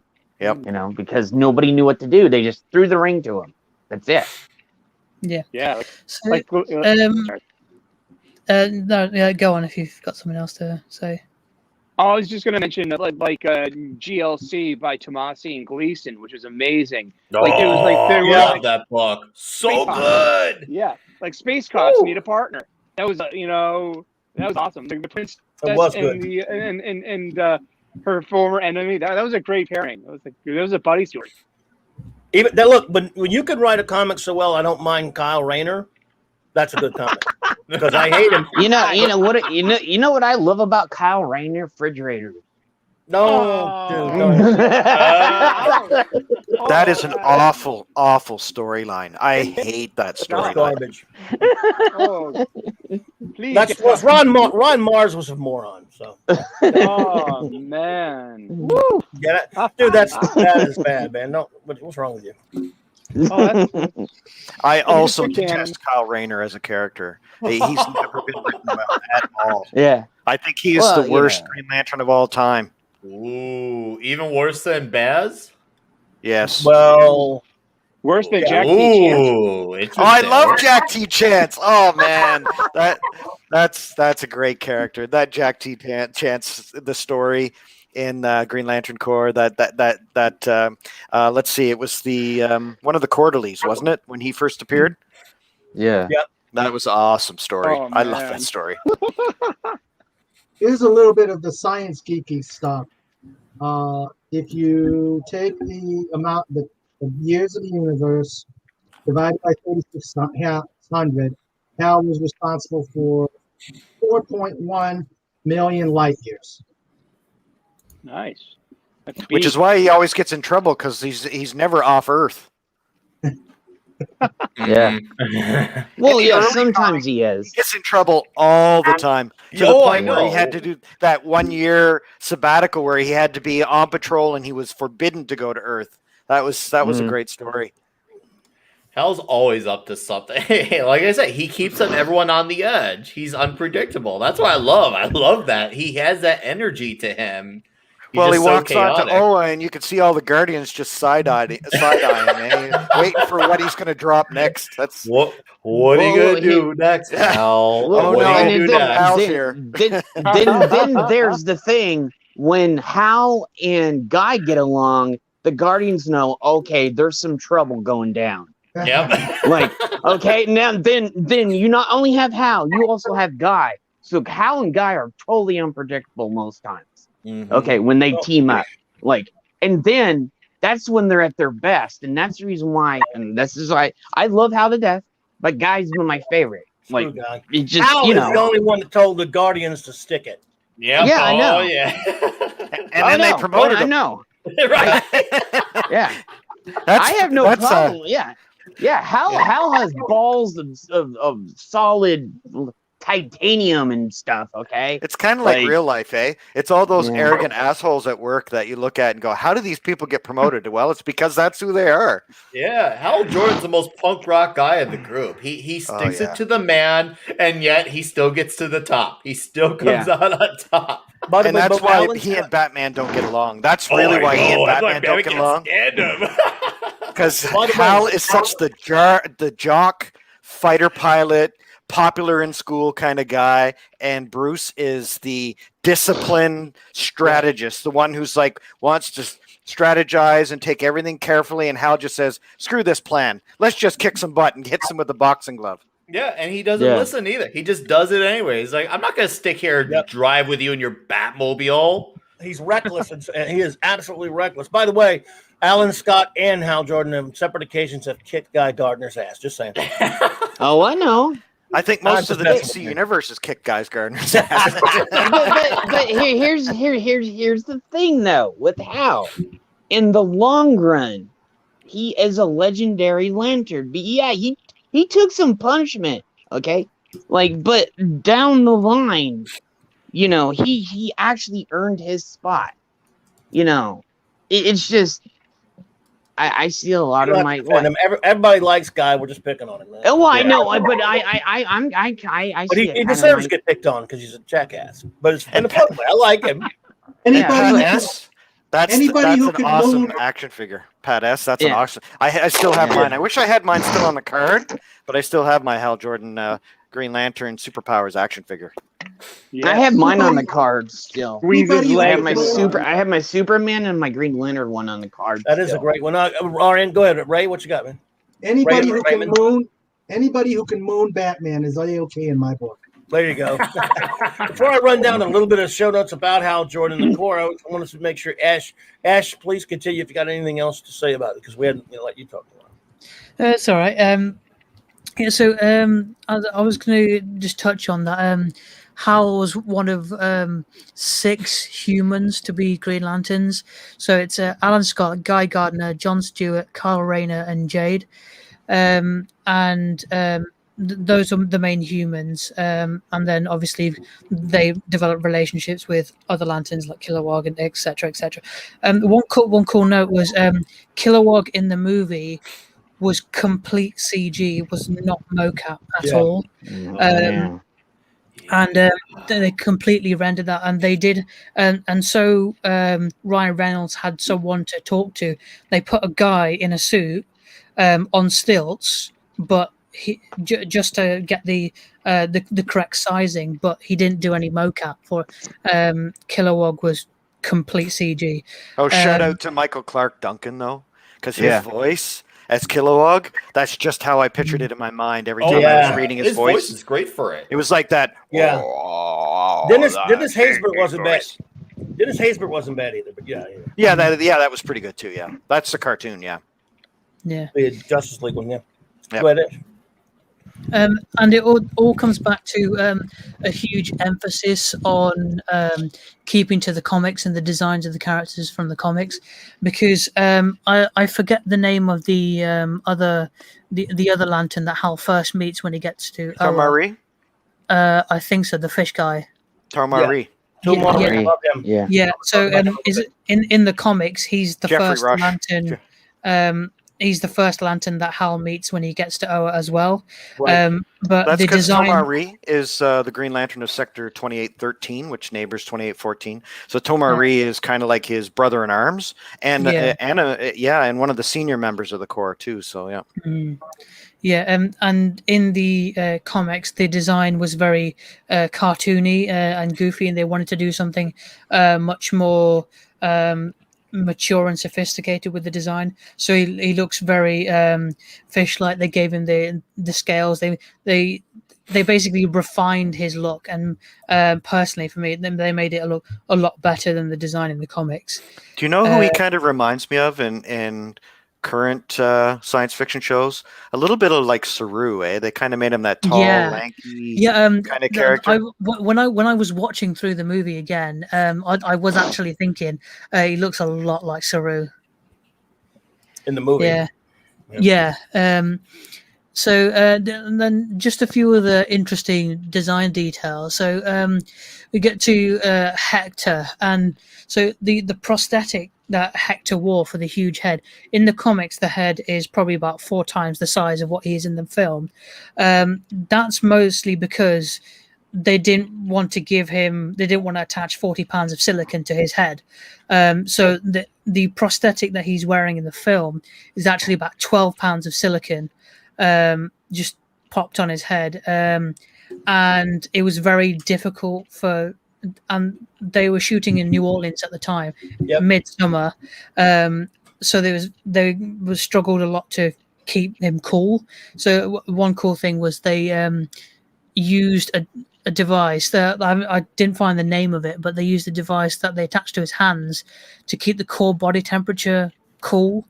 And it's the same kind of device that NASA used for the astronauts and the NFL used for their players to keep them cool, which is an interesting thing.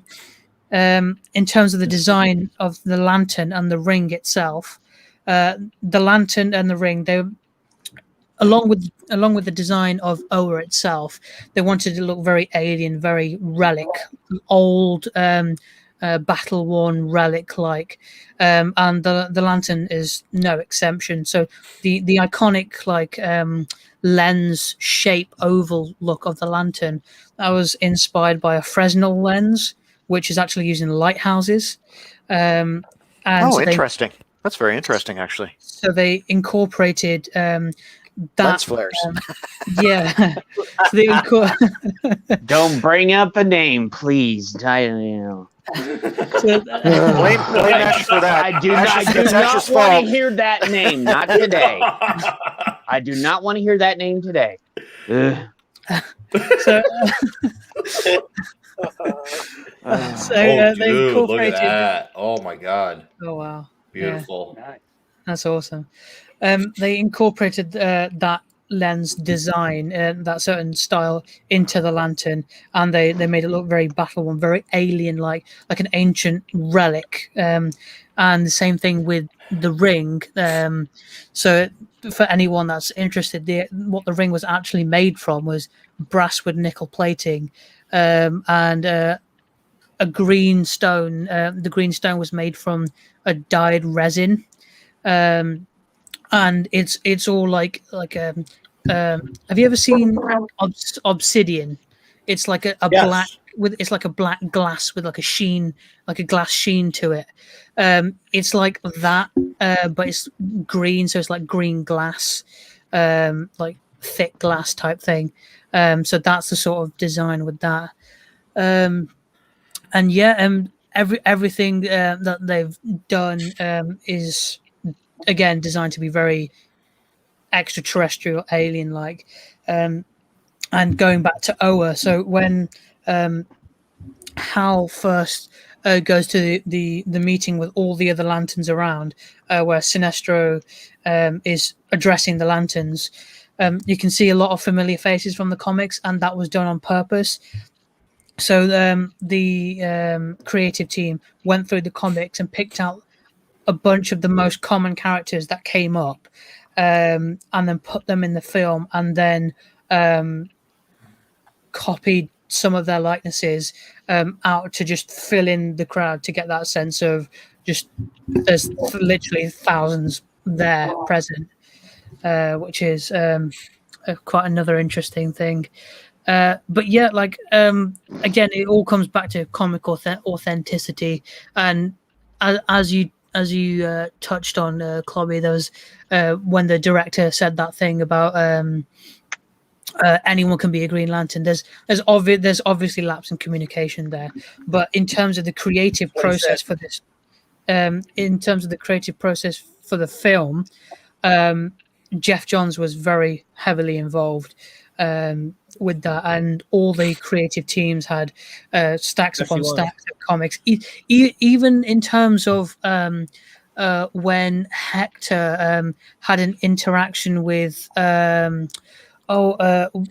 what's her face that runs the Suicide Squad, the agent Amanda Waller. Amanda Waller.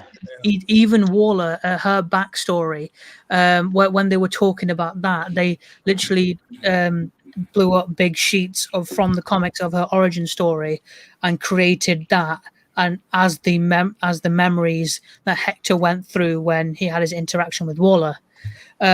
So a lot of the other, I heard Jed sigh right there, but I know, because they got into that big huge bullshit fest. Fat Amanda Waller, thin Amanda Waller, no, the original Amanda Waller, not that fucking you're bringing in the new 52 territory that I get pissed off at.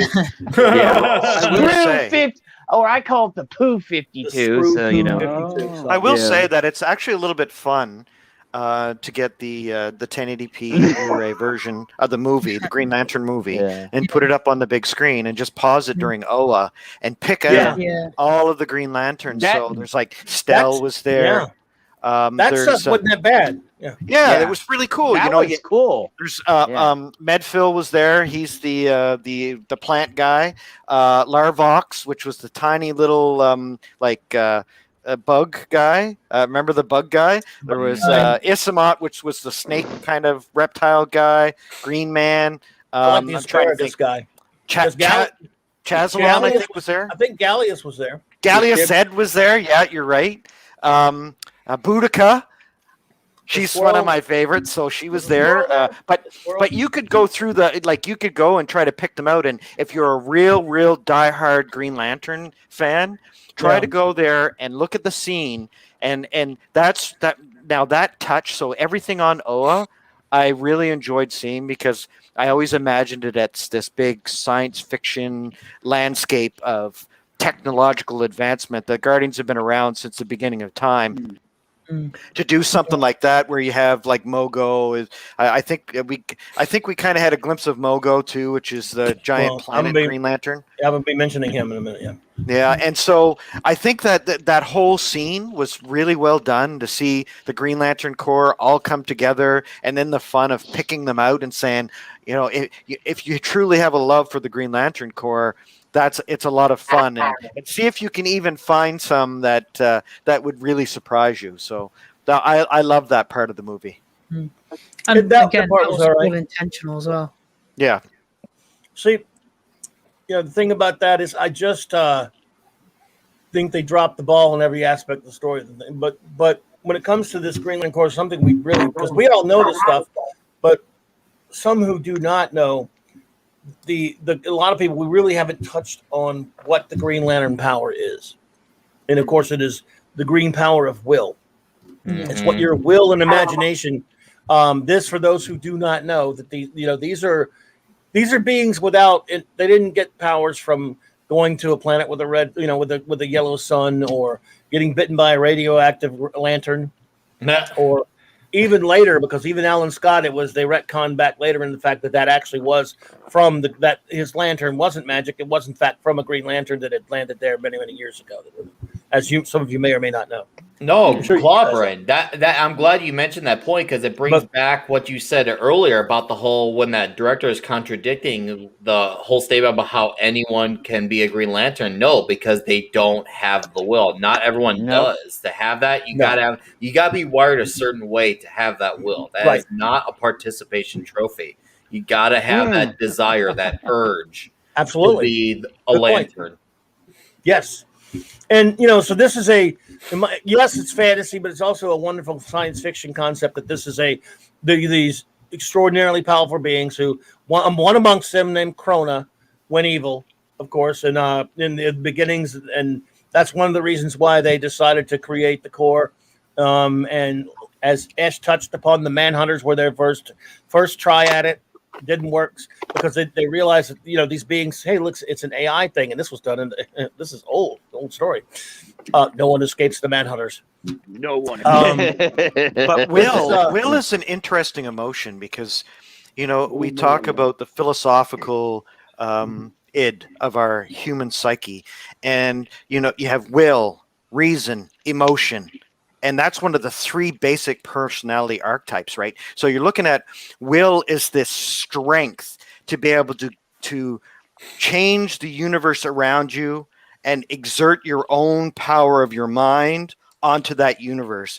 And that's really what the Green Lantern ring is. It's your ability to use your strength of will, your power of creativity, your power of tapping into that your personality, your ego, your id, and being able to turn it into reality using your ring. And that's why some of the greatest Green Lanterns are able to tap into that will and being able to bury that fear that you have of the unknown and just move forward and use that to create objects. And that's why John Stewart is such an amazing Green Lantern, because he's so creative as an architect. I mean, he's the Marine too, and later version of it, but the architect in him is that creative will that he can exert that on the universe around him. Yep. And burying the emotions behind you and using that to be so creative. And that's why Hal Jordan is so effective, because he has spent his whole life changing the universe around him to suit his will. Absolutely. And the willpower thing, it's a wonderful concept, because again, these are normal beings that are exceptional in their own way, but they don't have superpowers inherent to their own bodies. They're given these rings that respond to their wills, and their minds create constructs, force fields, and such things that give them the ability to, among other things, fly throughout the universe at extraordinarily crazy speeds, faster than any ship, really, and be protected in the vacuum of space. And so they're pretty powerful, but there's also a vulnerability to it. They have to charge their rings and all this other things.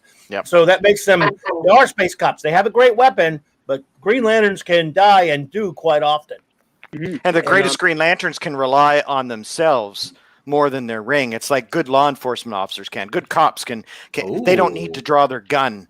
Their strength of will is what gets them through the day and dealing with crime and dealing with bad guys who want to kill you, who want to hurt you. And if you can get through that without using your ring or using your gun, for example, that makes the best cops. And I think a lot of storylines too, Hal he outthinks the bad guys most of the time. Yeah, the ring is a great resource to have. Absolutely. The greatest weapon in the universe. But if you rely on that, if you have to fall back on that all the time, well, it's not as you're not as an effective Green Lantern. I think that when you're facing the worst scum and villainy of the universe out there, you need a defense. You need that shield to protect you. Absolutely. It's like a bulletproof vest. But at the end of the day, the best Green Lanterns are the one who use their mind, not in their will, not their ring. And I think that's why Batman would make a good Green Lantern. And he did in Batman Brave and the Bold. Yep. And the thing about that is, again, it's a wonderful concept. And again, not just anyone can be one. They always look for the best of the best. The ring, when a Green Lantern dies, seeks out. It has the ability, in a sense, there's a sentience to it. It has an ability to seek out. And to be able to do that, it has to get inside your head, obviously. So yeah, that's the artificial intelligence of the ring. Right. It seeks out the closest worthy ring bearer.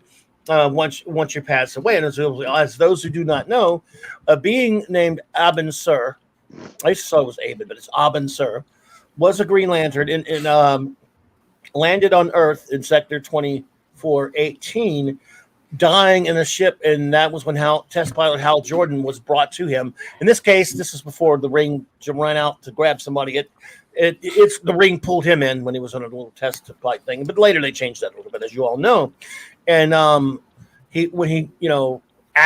just adapted to it very quickly, and of course, we all know later in certain records he was trained by Sinestro, who was at the time a Green Lantern, and all this kind of stuff. But one of the fascinating stories I'm going to go through, just basically some of the great Green Lantern moments.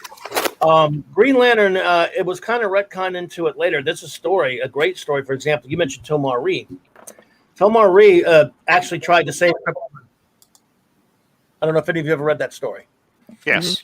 There's a Silver Bronze Age story, one of them there, where he tried, and that's one of his greatest, what he considers one of his greatest failures and regrets, is he could not save Krypton, which I thought was a fascinating story.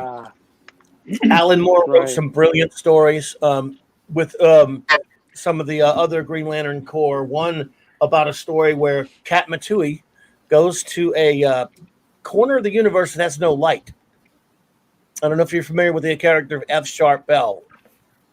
Yes. And, Bell, yes.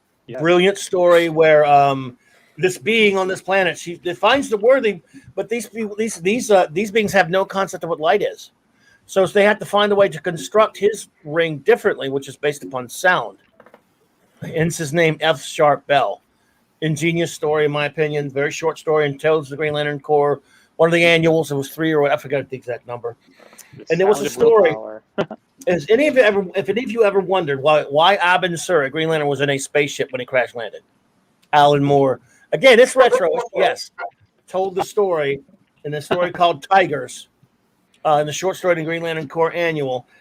Why? Because it never occurred to me. That's what was one of the brilliance of the story, and it talks about how he goes to this dimension of the 5 inversions. It's what introduced Sodom Yacht, who would be used later in the Green Lantern in the Sinestro Corps. Of course, Atrocitus. Atrocitus, yes, and basically he listened to them, and when he shouldn't have, and used the spaceship on a mission instead of his ring, and it cost him his life. What's so great about that story is the sinister undertones of that story, because they introduced the corruption into his mind. If he hadn't met them, this would have never have happened. He would have never have crashed, and Hal Jordan would have never been the Green Lantern, because they introduced that sinister corruption into his mind. That story brilliant. That was like, that made him actually introduce fear into his psyche. And that's what's so brilliant about that story. I love that story, Clobby. That's a great story. Yeah, anyone who's not read that one, you got to grab it. I'm sure Eric, any of you guys have read that one? Oh yeah, that's the in the Alan Moore collection with when you get the man who has everything. Well, this the Alan Moore. Yeah, it's got an Alan Moore collection with all of his other shorter DC stories.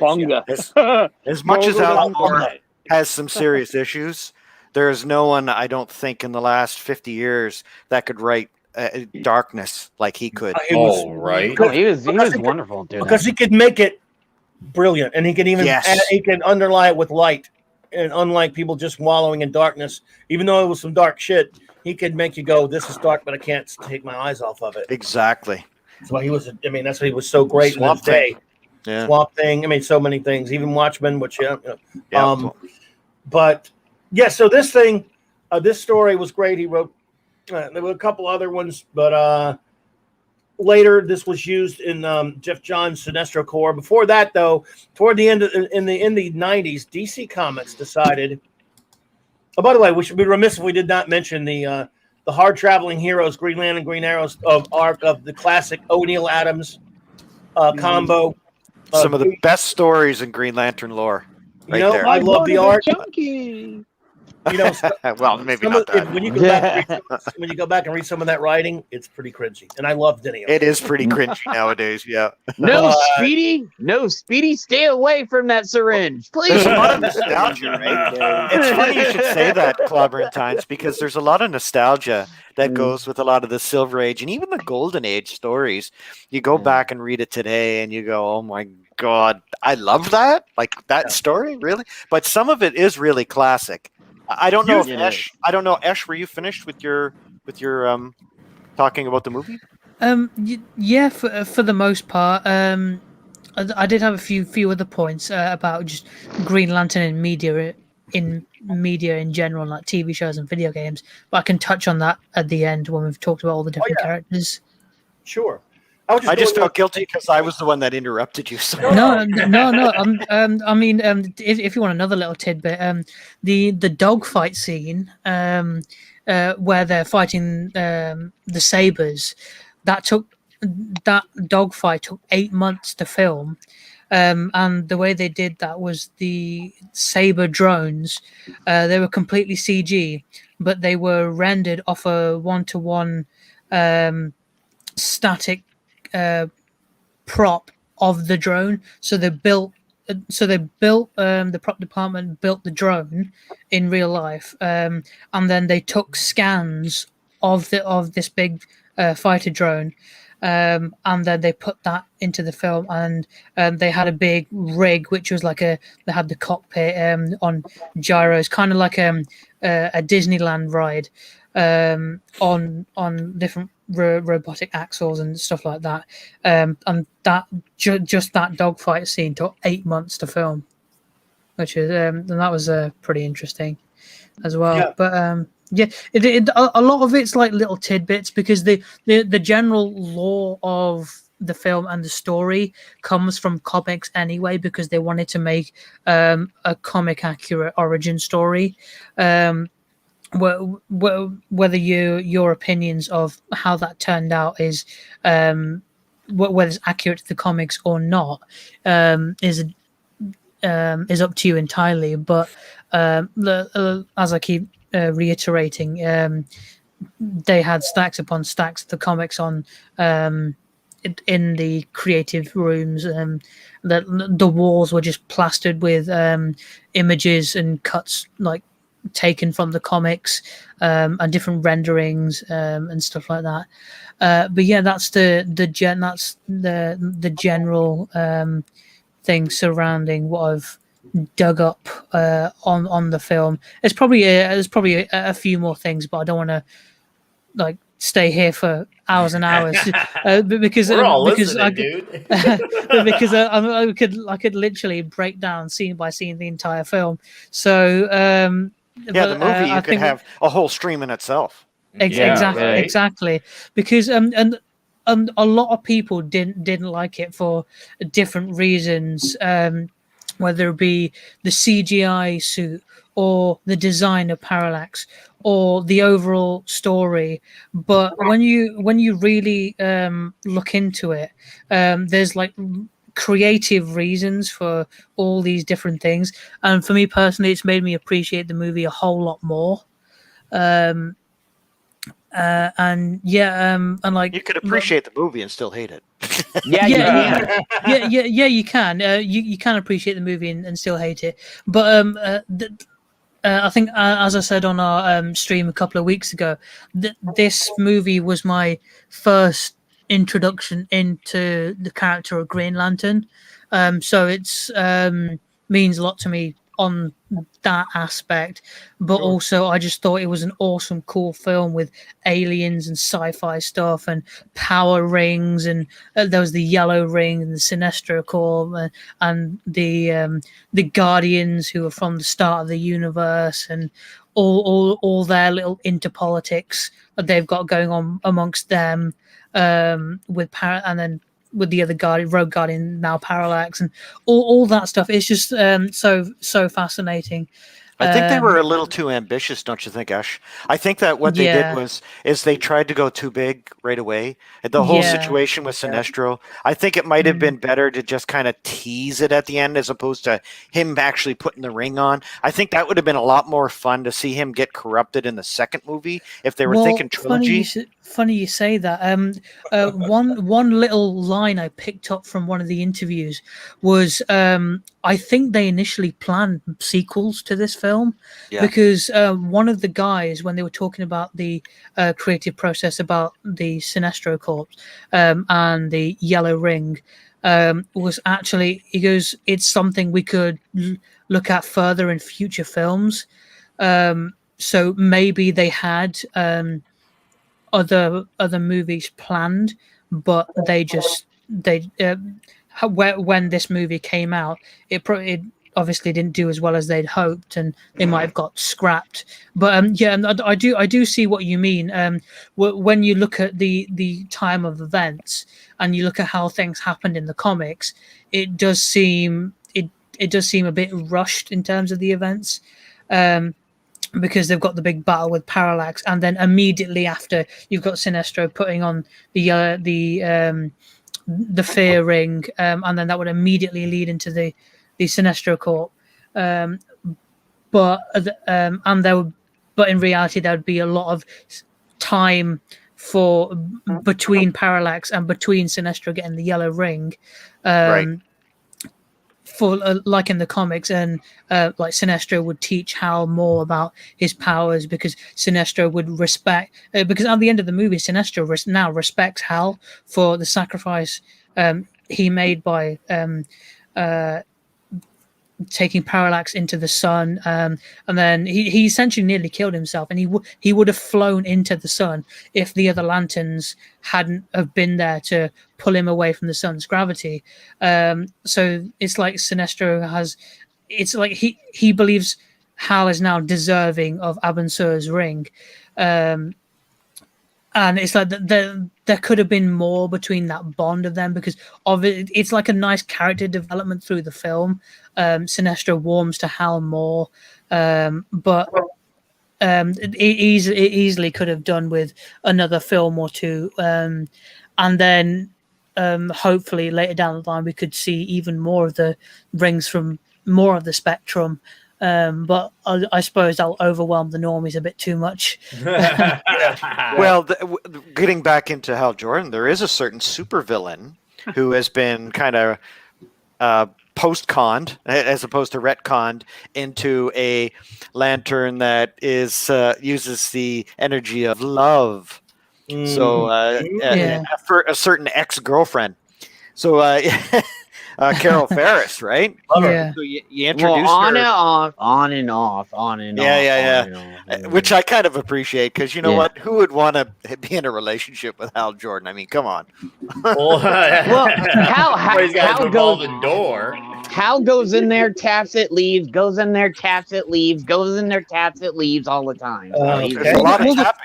I mean, for all the tapping he does, he has some very loyal friendships with Barry Allen and Oliver Queen. You got to give him that. As chaotic as the man is, the friendships that he does call, he's kind of like one of those inner circle guys. He does have a big circle, but the ones he values, he keeps near and dear to his heart, and you got to respect that. Ollie and Barry. Yep. I love those classic relationships too. They've really gotten away so from good. that in the modern issues, though. That's very much a Silver Age thing, you know.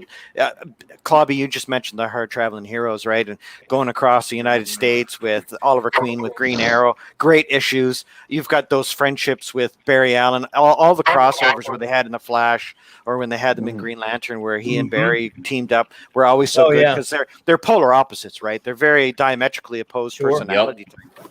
So yeah, I love that, and you know, even some of the other great Justice League members too. You've got Hawkman, the Atom too. There's great relationships there. And there's Clark, Palmer, and Carter Hall. Those two have a bona fide friendship. I love the old classic Silver Age stuff with and Bronze Age too, with Hawkman and the Atom having this fast friendship. Because you know, Hawkman's always been one of my favorite Justice Society members. I mean, Dr. Fate's always been my favorite. Who, by the way, just got cast for. Don't speak to me. That's the only good casting they did in the whole bloody movie. Frickin' Brosnan. Hell yeah. I know, but he's gonna be in a shitty movie now because they screwed up the JSA. Remington Steele is gonna put on the helmet. I know, but that's the only bloody good casting. They screwed up the rest of the JSA. I actually don't mind the Black Adam casting there. I know we're getting off topic. No. Okay, Rock and him are good. He's going to bring seats to the yard, right? But the Rock is going to bring him into the theater. Well, the way they casted everybody else is terrible because they just went, "Hey, let's virtue signal one more time." That Hawkman casting turned me off completely. Yeah, I hated that casting, but. Don't get me started on that Black Adam movie, man. But I agree in theory. Pierce Brosnan is Kent Nelson. Yeah. Yeah, that's awesome. He kind of fits the archetype, though. That kind of librarian type. He's got because he doesn't really have much of a range. Pierce Brosnan. He's like kind of he's got that English upper class kind of feel to him, and kind of that would kind of match the Kent Nelson as the librarian type, the studious type, the mystic, the wise. Whether he's wearing the helmet of Naboo or he's got it off, he's kind of that same kind of person. Yeah. I'm shocked. Didn't Helen Mirren? Did I hear Helen Mirren got cast for? Yeah, and the next Shazam thing. But I'm surprised instead of Kent Nelson, they're going with Inya. But yeah, really. But anyway. I'm actually surprised too. I am glad they didn't. They knew. They're like, oh, we got to put another white guy in here so everybody doesn't get pissed. You know, just as we're so diversified, but we're not putting it. You know what I'm saying? I do, yeah. It's a bunch of crap. I gotta figure it out. Dr. Fate's gonna legacy his helmet to the lady that he did in the 80s, right? Yes, Enya Nelson. Right. Well, I mean, Kramer. Was it Kramer? How much you want to make a bet they're going to kill him off in the movie and give it to her? Deep cut. You're absolutely right, Eric. I'm afraid that's probably what's going to happen. Okay. Yeah. A couple other elements about the Green Lantern, just to throw out there. Because one thing we were talking about Alan Moore earlier, we would be remiss. You know, we talked about F. Sharp Bell and Sodom Yacht and what happened with Abin Sur, but man, Mogo, what? Only Alan Moore would come up with the idea a planet as a Green Lantern. Yeah. Well, Marvel did do it first. I'll give it. Ego, the living planet's not a Green Lantern. Yeah, Ego. Ego's been a classic Silver Age villain for Thor for 40 years. Sure, Kirby. Yeah, there you go. Right, Kirby is the great one of the greatest minds in comics ever. I put him at number one, bar none. But the king, absolutely. Okay. But Mogo's different though, because making him a Green Lantern. I mean, that was a cool idea. You're right though. That was the first character as a planet as a character. But Mogo. But it's just in Bolfunga, by the way. And I would sidetrack. Yeah. If by the way, if anyone is interested in knowing about Green Lantern, more about it, or they just haven't seen it, if you can find the DC animated film Emerald Knight, which I love. Oh, so good. They've got the Mogo story in that. With Nathan Fillion. I feel like I need to watch that tonight. Hal Jordan. Why couldn't they just get Nathan Fillion as Hal Jordan? I mean, just you know, old for it now. Okay, he's too old, way too old for it now. He was Captain Hammer at the time. Yeah, buddy, Captain Hammer. But he's done. He's voiced Hal Jordan twice, I believe. Justice League Doom and Emerald Knight. Yeah. And I think somebody mentioned David Boreanaz too, and he's too old for the part too now. He did play him once. They should really. Yeah, they should really kind of tilt towards the younger crowd. I think if you're going to do another film, you want to start him young and just starting off. So he's going to be ex-Air Force pilot type. So, because he's now a test pilot. So he'd have to be mid to late 20s. So you're looking at a 30 and under actor. So any talk of like, because in the old days, everybody was like, well, Tom Cruise would be a perfect one in the 80s.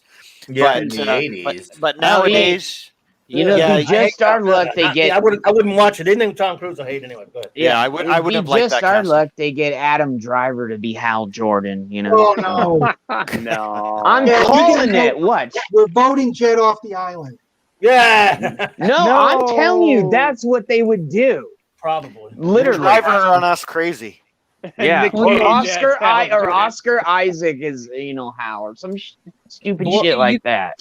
You could always bring Nolan North back. He voiced Hal Jordan in Justice League Crisis on Two Earths. Yeah. And for those that don't know, Nolan North was the voice actor of Nathan Drake in the Uncharted franchise.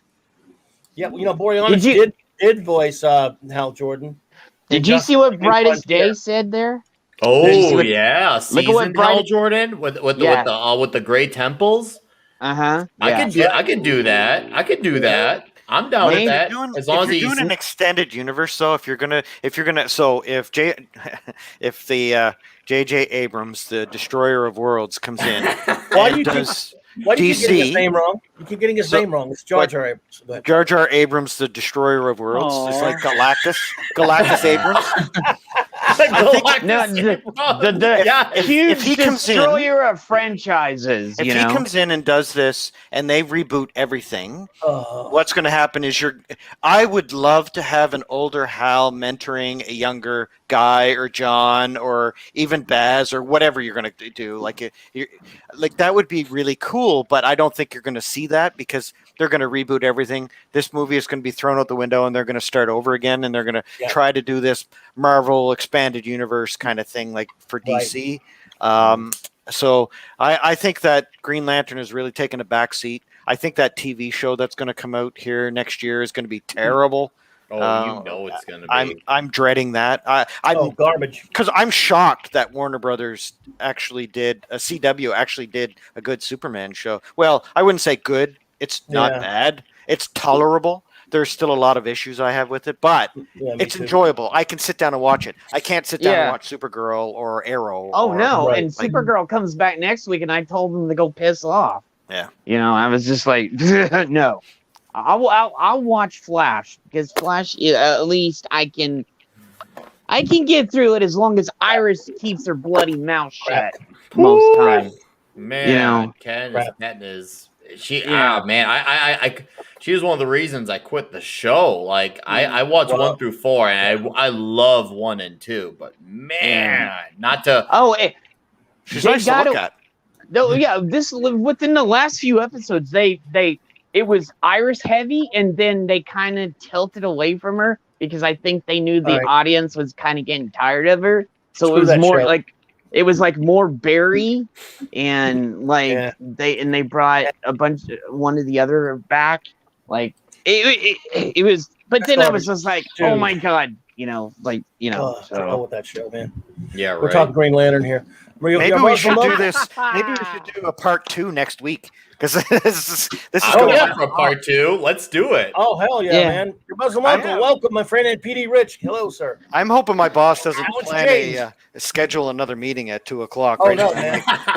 Right after I told him, hey, I have something going on at 2:00. Don't schedule a meeting. Oh, okay. Yeah. Oh, we'll schedule a meeting for 2:00 then. I'm like, Whiskey Tango Foxtrot. Whiskey Tango Foxtrot. Anyway. You know how Hal got really mistreated the way Barry did it, and for me, in my opinion, in the early '90s, when some jackass at DC or jackasses, and I love Paul Evans and people like that, but decided that they only wanted one Green Lantern, so they would turn Hal Jordan evil, have him destroy Coast City, have him wipe out the Green Lantern Corps, just so that little piece of crap, Kyle Rayner, could be the only Green Lantern. And let me tell you something, after Xerox Hour, as I called it. Yeah, my God, I hated that. Much did not buy DC Comics for about 12 years. Eric, please say something, because I know you have something to say. I didn't miss much. No. I came back into comic books in 2001 after a very long break. And Green Lantern and New X-Men were the two comics I bought. And it was Judd Winnick's and Daryl Banks and then Dale Eaglesham, and this incredible art, and Jon Stewart had a huge role in it, and it was really melodramatic too, because DC Comics at the time were very melodramatic and soapy, and I dug it. A young man living in New York City, he's got a superhero girlfriend, and I really liked Judd Winnick's writing, and it suffered when Ron Mars took it back over. But I mean, I came back. I got turned on to Kyle Rayner with Judd Winnick, and he wrote him pitch perfect. I love Nero, his opposite with the yellow ring. That really worked. He had this great line. He told Justice League, he was like, I can split an atom with this thing, and everyone was quiet. And that was a great scene on a rooftop. I was still checked out. I bought other comics, but at DC, I almost bought none of their mainstream drivel. And I got, as much as I'm later now angry with Jeff Johns for some things, he brought me back to comics, because Green Lantern Rebirth he repaired an injustice, because not only did they make Hal Jordan Parallax and a murderer, they ruined the Spectre by making him the Spectre instead of Jim Corrigan. Yeah. And that was just absolutely filthy to me. That was terrible, by the way. That was the Spectre. So I've loved the Spectre since the Golden Age days, and to do that was just it was ridiculous. It made no sense at all. It made no sense. Rebirth gave me Hal Jordan back, and then I started buying DC Comics again, and because they were doing some good things. And again, like I said, one of you, I think it was you, Eric, mentioned the Tomasi run, and one of you did. So good. I love that. On Green Lantern Corps, I was buying that, and Green Lantern again. I couldn't believe I was buying. And that made me buy other DC books for like 4, 5, 6 year stretch. There were actually some good things coming out to the Screw 52. Put it away. And this leads me to basically talk about the big event where, basically all the stuff about the different colors of the Green Lantern rainbow and all the different emotional spectrum. Johns brought that in. He did. Alan Moore, of course, being the kind of the prick that he is, was not criticized Johns for using something he had in one story, the Sodom Yacht thing, and the Atrocitus and stuff. But I thought it was terrific. And he created, one of the few, because we talked about Crisis earlier, crossover events that I actually thought was a good story and really good. And that was Sinestro Corps War. So anyone who wants to take that, Eric? I actually liked Tomasi's run on JSA too. That was some really good issues of JSA. Oh my God, that was so good. I love the JSA. Years before that, he wrote some good Valiant comics in the 90s. Oh, absolutely. But wait a minute though. Who's he writing in Valiant? I'm trying to think of who was he writing in Valiant. He actually wrote Rye. I think he wrote. Oh God, what did he write? Oh my goodness! I put you on the spot there, didn't I? No, I can't really remember. I think it was Hardcore Cyborgs or whatever. Hardcore and Harbinger for a while. I think a couple of those. Harbinger, did he? He was doing Harbinger. I think he took over Harbinger, but I could be remembering it wrong. But I remember liking some of his work at Valiant before Valiant kind of went away after being great for about 3 or 4 years. So, I don't know, but I remember liking his work. It may have been Magnus. He may have taken over. I can't remember which one of the series now. But the point is, I liked him, so I read his Green Lantern Corps. And if you could make me enjoy a book with, or even buy a book with Kyle Rayner in it. Yeah. Yeah, that was like 2008, I think, the Green Lantern Corps stuff. That was he did that for a couple of years. That was some good stories. I must admit, I hated when they destroyed the Green Lantern Corps and they made it just one Green Lantern. That was just stupid. I loved it when they brought them back again, but it's just because it's part of the lore. It's part of that. It's about being a space cop. It's one among thousands. That's the whole point, and that you just happen to be head and shoulders. Or not even then. You're like the first among equals. That's what I'm trying to think. That's what I was trying to think of. And that's really what the greatest Green Lanterns, like the Honor Guard. They're like the veteran Green Lanterns who've been there since the beginning of their term, right? And they've been there for years, and that they can mentor the new Lanterns and stuff. But they're not really so much better. They're just first among equals because they've got the experience and the training and the ability to use the ring. And that's kind of Hal Jordan, Tomar Rhee, those kind of guys. And I would kind of rate Kilowog in that too. Maybe Salak and some of the others, but yeah. Yeah. What did you think of Sinestro Corps, Eric? And then I'll go to others. I just want to see what you basically think of that story. I love it because Superboy Prime is my favorite villain of recent times. I love him. I loved Infinite Crisis. I loved him turning heel. It was classic wrestling. He's such a great heel, and he's good statement. The classic, like the whole wrestling scene with the heel turn, dude. Yeah, I agree to that. I never thought of it like that. He's a great character, and I think they had fun with him. I got the joke. I appreciated it. I didn't take him personally.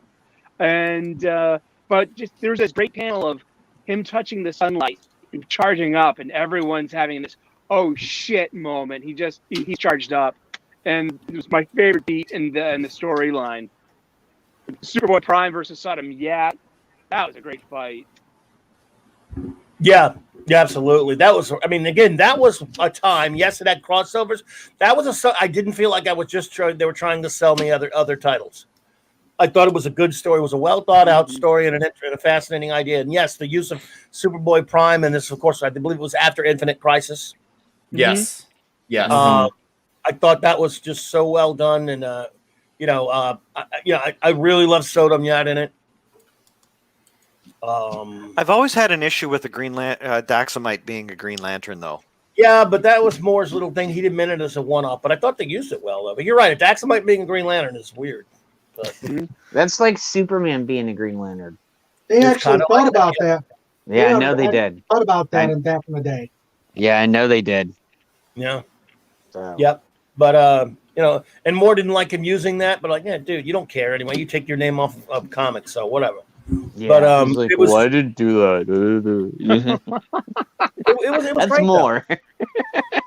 And by the way, you mentioned Tomasi also had a good run on Nightwing. I don't know if you ever read that. I never. I own that run. Book. That was 2009, I think. 7, 8, up in there. 7, 8, something like that. Yeah. I own that set. Yeah, I love. See, he's done some good stuff, and he's done a few things in recent history too that weren't bad. Oh yeah. I loved his family dynamic. I mentioned earlier before you hopped on Thoth with Superman. It actually felt like a genuine family. It didn't feel like once again, obviously not just because it was not woke, but actually it was a fun story. It was a genuine, and his Super Sons book was great too. It was just a slice of life with two kids trying to be like their dads, and that was cool. There's no bad dads, and it was actually fun. I was energized. I was invested. And I ended up being hooked on John Kent and it was probably the one writer who can convince me of having a story that I can, feel something about Damian Wayne. Yeah, that's kind of what they're basing this TV show on. It's the nuclear family, except it's more like the Kryptonian family in this case, right? Yeah.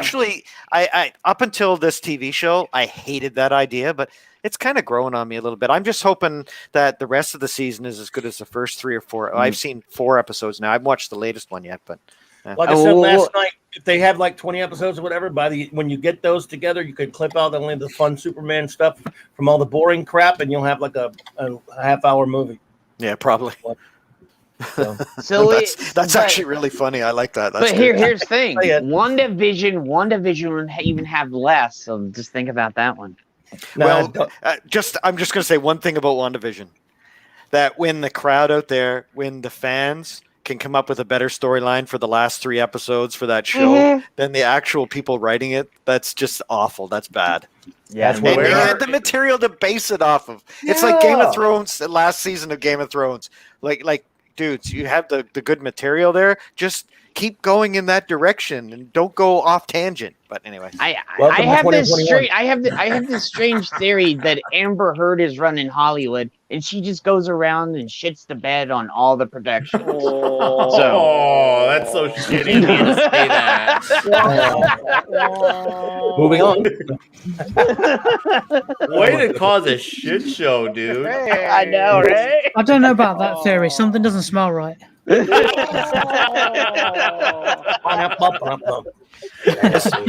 that a bed bug or is Amber Heard just happy to see me?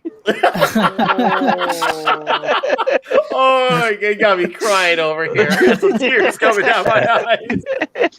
That was a runny joke right there. I bet she's a great swimmer though. Next one that does that, I kill Jed. Wait! I bet you when she swims, she leaves a streak in the pool. Mark D with the C. We're on the same wavelength, brother. Mark D. She's so pretty. She stands out like a turd in the punch bowl. I will say this though, it's funny because we just finished. Has everybody here watched Zack Snyder's? Oh, do we have? Yeah. I want to have fun today. She actually wasn't bad, and as much as I hate to say this, she actually was a pretty good Mira casting. And Mira is a ginger. And so she really she's got the skin tone and the look, and she was a pretty good casting for Mira. Much better than the Aquaman casting, by the way. But I said that to my wife, and she said, "No, must have shirtless Momoa." That's all I care about. She liked Henry Cavill too. She said, "Couldn't he have shaved his chest?" And I said, "No, actually, because he's Kryptonian. It's really hard for him to shave his chest because it's like invulnerable hairs." And she went, "You are such a nerd." He uses heat vision for that. We have a question, everyone, for the panel. Our good old buddy Retro Dicky, hello man, asks the question. Can you explain to a complete novice what the story is behind Supergirl being a Red Lantern? Is it any good, as I haven't read it yet? Anyone want to take that? Because that's when did she become a Red Lantern? I know Lord Thoth gave a pointer out to it, but I haven't even read it. But I'm just intrigued. I got Retro to read Rebirth, and I got he's in the middle of Sinister Corps War. Okay. And he didn't get past it, so he doesn't know yet. So yeah. Kara Zor-El got really mad. All right, okay. That's it. I need to reread that. So Supergirl, it was in her issue. It's called the Red Daughter of Krypton, if I remember correctly. This is off my memory, so don't come at me with the. It's been a while. I won't cash in my nerd card just yet, but so it's kind of like. So what happened was this was a whole situation with Cyborg Superman. So what happened was she's been fighting for a long period of time. There's been a lot of loss, a lot of death. She's been dealing with a lot of stuff. So she's getting more and more desperate. She's fighting a battle after battle. Then she loses a friend, which drives her into this rage, this anger.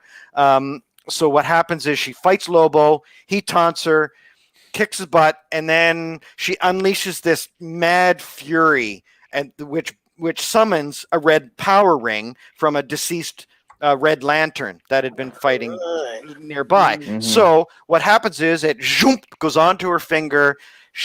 what happens usually when you become a Red Lantern, the rage consumes you and consumes your even your blood, so that it becomes this red fury, anger, fire, rage that kind of eats your insides.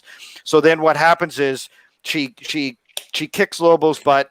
They go into she flies out into space, and then who does she meet? Well, 2 Green Lanterns. She fights them, passes out. They take her to Mogo, and they try to heal her and fix her up. So anyway, that's kind of like the first little bit of the storyline. So that makes her like what she does is they want somebody to go undercover. It's before Guy Gardner becomes a Red Lantern. So Kara kind of goes undercover with the Red Lanterns to try to find out what's going on, and then blah blah blah. The storyline continues. So and then Guy ends up saving her and then becoming a Red Lantern, and and then he does the undercover thing. It's kind of like a storyline over like couple of years, which is kind of like repeats itself a bit. It's not bad. It's like the 2013, 2014 kind of early woke years for comics. But it's not a bad storyline. It's kind of interesting where you take, because you have Bleeze and you have all of the characters from the Red Lantern Corps, which, by the way, the cartoon does a pretty good job of representing them there. I thought that was a really good the animated series. Yeah, the Green Lantern animated series is pretty good. We'll talk about that in a bit. I love that show. Go ahead. Yeah, and there's good representation there, right? But it was a way to shove like one of the Super Friends, as in Superman, Supergirl, one of the Super family, into that kind of thing, and throw a curve at them whereby she's got the powers of a Kryptonian, and she's got this rage that just boils out all the time. And so when you've got that much power, raw power, and you've got absolutely no filter, what do you do? And that's kind of the story. It's kind of a cool idea. It's worth picking up maybe in the trade. The back issues aren't worth much, but You know, thank you very much. That's brilliant. Yeah, that sounds like something worth looking into. Brilliant. Since we went down that road, I think we would be remiss if we didn't, and I'll get everyone's thoughts on this. We need to probably, for those who don't know about, this was something that was Jeff Johns introduced, the spectrum of the emotional spectrum, and each color representing a different emotion. The Green Lantern Corps, that was something that was not originally in the origin. That was done later. For those who don't know, because you went down that road with the Red Lantern, let's tell everybody the colors of the spectrum and what they mean, because that's something you got to go over. So, anyone want to take that, or anyone, Eric, anybody who wants to? Let me give it a try. Okay. Green is will. Green is will. Pinkish is love. Yellow is pinkish is love. Red is rage. Yellow is fear. Orange Blue is hope. Was fear. Green is willpower. Blue is hope. Indigo is compassion, and purple is love. There you go. White is black. And white is life, and black is death. And Eric, I know you still. Eric, you remember when the comic shops during the Sinestro Corps was giving out those plastic rings of every color? I still have mine. You got yours? I have every single one of the rings. I got every single one of them, and I still have them. Yeah, I had the T-shirts. I got every color of the spectrum that they gave out. Yeah. Wow. Yeah. Eric, did you send me a picture? Go ahead. Yeah, I did. Yeah, I sent a picture. I have it on my meditation altar. Because I think that the emotional spectrum that Jeff John introduces is a really interesting, tool, and I think it would be it would be a really good thing to turn a kid on. If they're having an emotional problem, be like, hey, don't shine your red light on it, shine your blue light on it. Something. I found it very metaphoric and very hopeful, and it's one of the last great comic book runs using metaphor and allegory. Here we go. We're using the spectrum. We're opening up the Crayola box. I thought it was a wonderful experience as a Green Lantern fan. Yeah, and I do like Saint Walker as a character too. That's a great character. Saint Walker's pretty cool. Oh, he is. Yeah.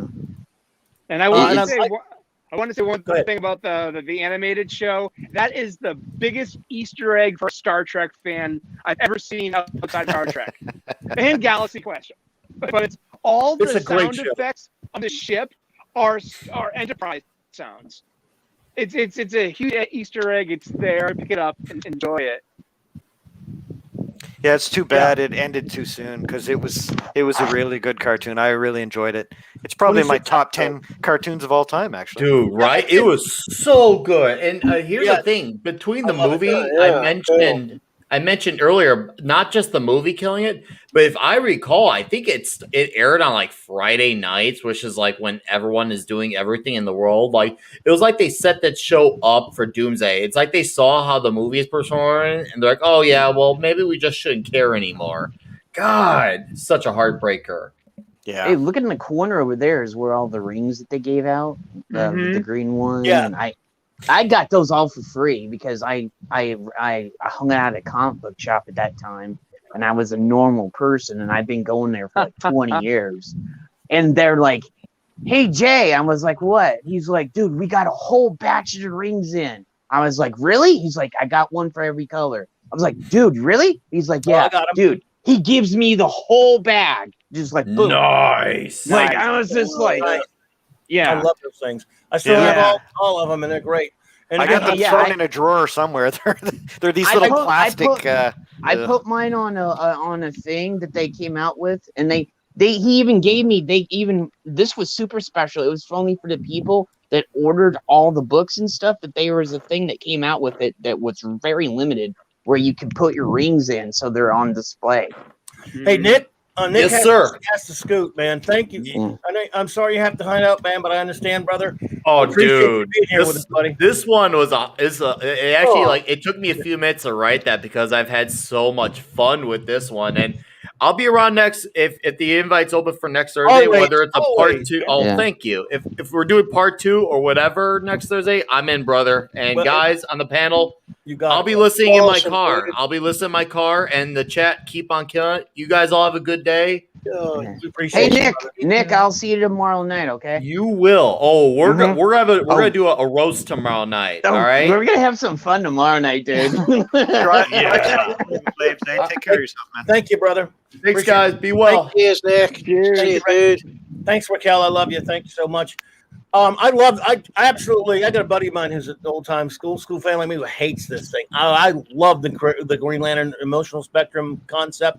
I think it's fantastic. I think it was one of the most imaginative things I've ever seen done in comics. I don't care what anyone says. I agree with you. It was a good time for comics at that point because they hadn't been all ruined. At least for me. No. And I love characters like Atrocitus. I love Larfleeze. ABS Larfleeze. I love Larfleeze. Yeah. Do you know what's funny about that storyline is I remember when it was first introduced and they were talking about it, and I was very resistant as a classic Hal Jordan Green Lantern fan, and I think at the time I was looking at it as like, oh, that's just what we need is a bunch of pink and yellow and purple Green Lanterns running around, right? And so after but of course I collected every single Green Lantern comic ever, so I kind of was like, well, you know what? I'll give it a chance. Like I always do. I always give something a chance. Just like, the Schneider Justice League, I gave it a chance. Me too.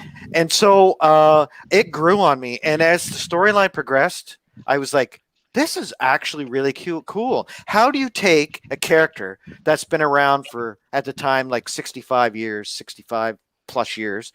How do you take a character that's been around for 3/4 of a century and you re-energize them and make it different and make it so that you can bring on new readers and do something that will revolutionize that whole character?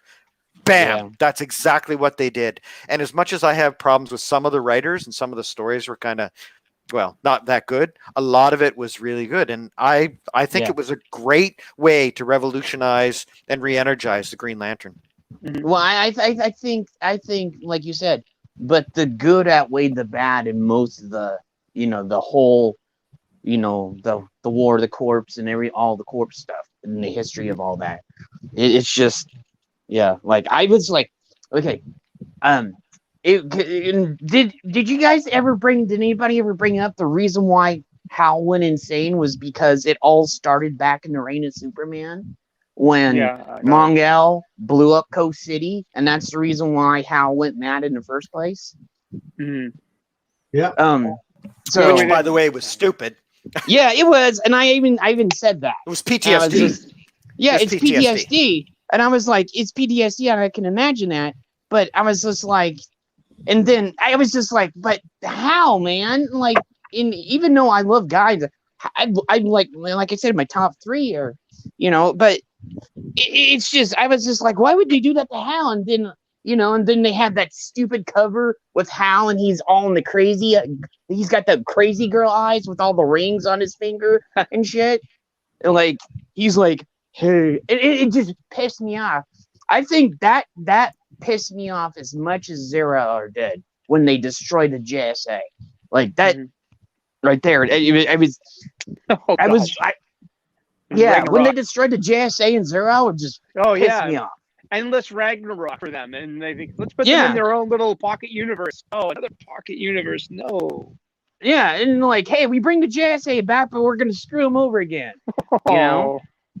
Fucking bullshit. Yeah, that was a stupid storyline too. I agree. Yeah, what they did with the but you also have to understand, if these characters were World War II veterans, how do you bring them into the modern age without making them 120 years old? Well, for a while there, by the way, I would point out there was a great JSA series that lasted 10 issues by Lynn Straczynski and Mike Paraback. That was fantastic. But that was fantastic. JSA got screwed after that. Well, I have that, so I love have all of that. And that one, by the way, Al Jordan he wiped the floor with that jackass Guy Gardner. Did anybody call him One Punch yet? Have you guys called him One Punch? The minute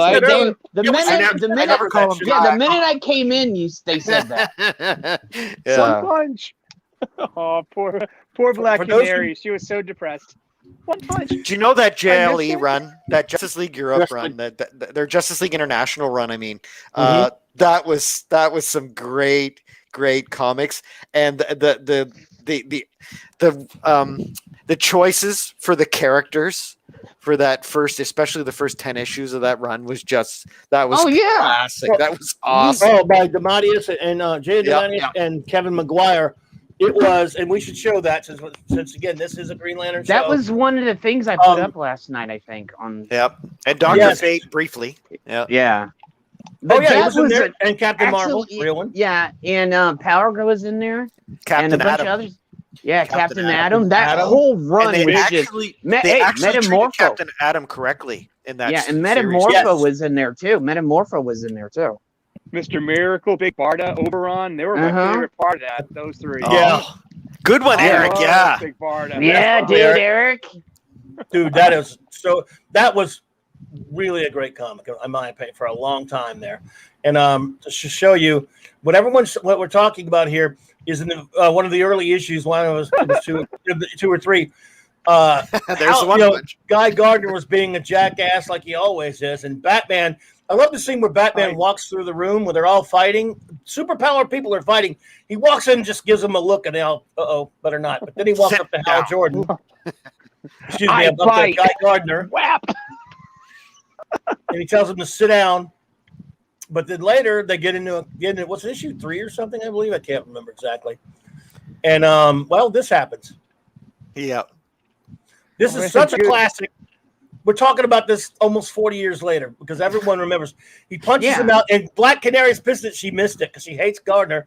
And one punch. Blue Beetle in that scene is just, he's losing it. He's like laughing his butt off, right? This invented I got to dig those out again. Yeah. I got to read that again. You know what I'm saying? It sucks that Booster wasn't there for that, you know? Oh, true. He came later. That would have been awesome if Booster and him were there together just busting on that scene. Booster was my there later. God. Yep. I know. And then later he's looking for his ring, finds it under the cabinet, and whacks his head again. And concusses himself. Wakes up a nice guy. Yeah, becomes a nice guy. That was pretty funny. He becomes a real weenie of a nice guy for a few issues. Yeah. Yeah, a heel turning into a babyface. Seriously, that was a... Yeah. That was, dude, it's a great scene. turn. We're 35 years later, and everyone remembers that who read comics back then. Everyone was talking about it. Oh, shit, that one punch. That's who I fell in love with, was the nice guy Gardner. Really? I got so much shit for that in the comic book store because they're like, the day I walked into the store, they're like, "Hey Jay, guess what happened to your boy Gardner?" I was like, "What?" They're like, "Go look at it." I was like, and I go up there, read it, flip through the issues. I was like, "Fuck you guys!" But we were all laughing about it, you know. I got a question. I got a question for the panel. Are any of us current on Green Lantern? Are we reading Far Sector or Grant Morrison? Oh, dude. Okay. I get the Right regular now, cover and the variant cover of every single Green Lantern comic there is. I don't know how you do that. It's because I'm a completionist, right? I want every Green Lantern. Thoth, homie, you're right. Isn't Guy like a Blue Lantern right now? Oh, really? That's cool. Yeah. Oh my God. And he's Guy's a Blue Lantern right now. So Sinestro is an ultraviolet. Yeah, they changed everybody around right now. So because of this future bullshit that's going on.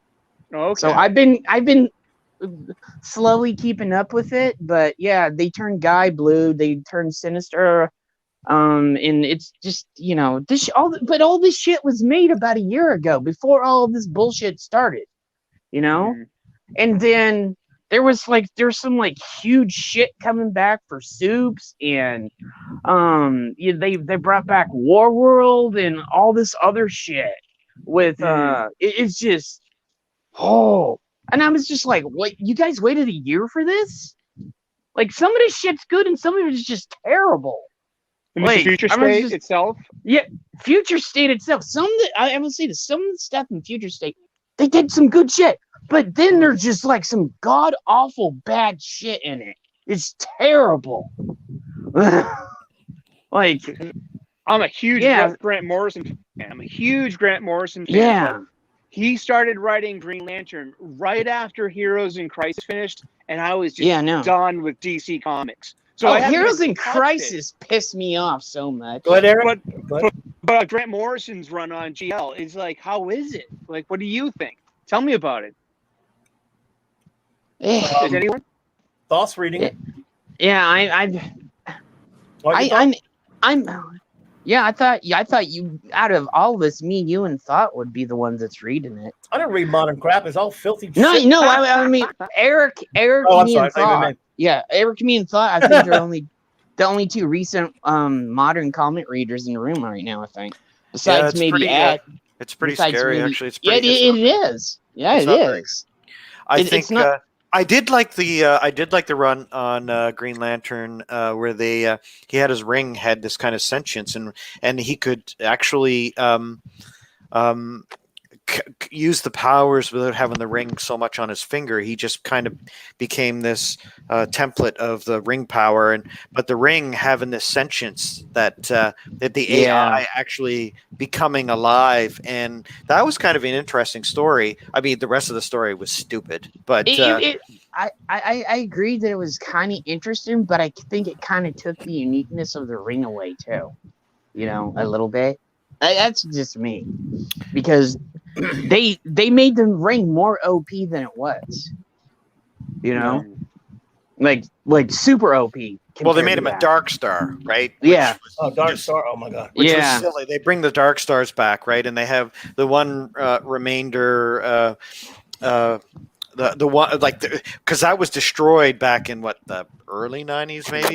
Yeah, it was destroyed. But you had a Donna controller. Troy, the Dark Star, John Stewart, Donna Troy, and you had a controller that survived. Wow.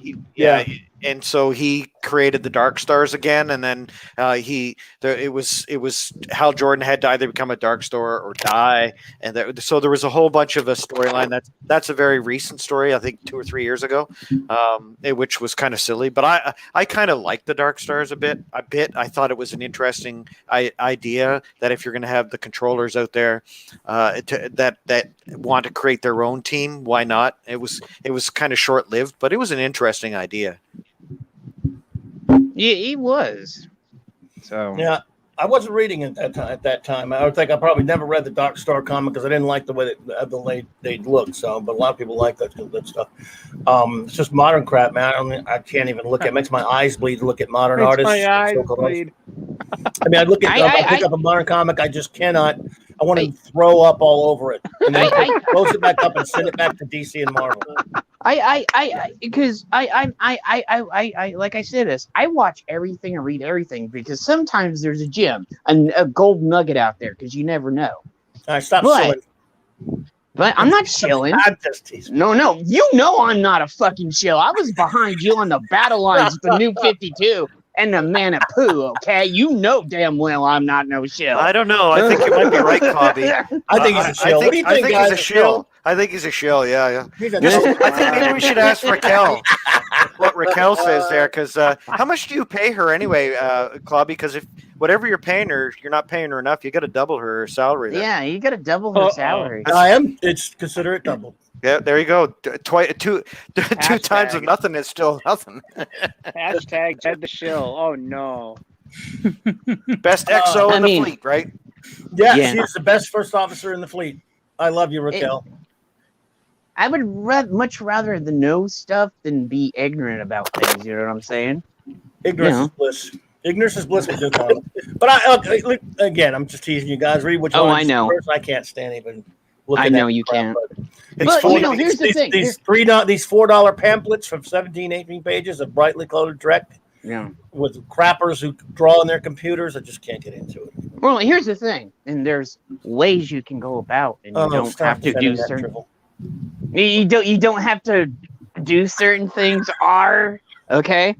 You say no more. Say no more. Raise the flag in the skimmers, maniacs. Jed knows I'm just fucking with him. But anyway, I think Raquel's got a new hashtag going there in the chat. Let me see. Jed the Shill. Jed the Shill. Jed the Shill. Jed the Shill. Jed the Shill. Jed the Shill. Hashtag Jed the Shill. Hash brown. It wouldn't be the first time, you know. No.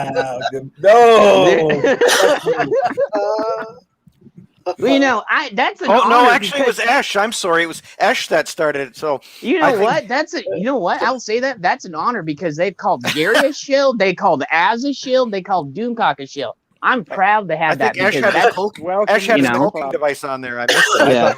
Yeah. I thought it was I know I'm not no damn shit. Ask me, do I want his one of the Screw 52? Or you don't have to pay me to take it. That because you always, it's always when firewood could be at a premium sometimes. Yeah, I know. Keep it for toilet paper shortage.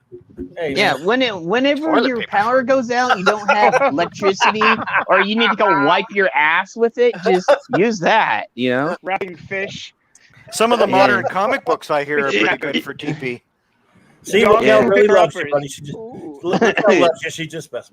I love you too, Raquel. and Clobberin times, there is one thing that I should mention. We were talking about how awful the modern comics are. Have you picked up any of the Legion of Superheroes the last couple of years? No, I have not since the Screw 52 ruined at least what Levitz was doing, bringing us back. But I've looked at some a lot because I'm in all these Legion groups on Facebook, and this Bendis crap in particular. I've hated everything anyway. Bendis crap is awful.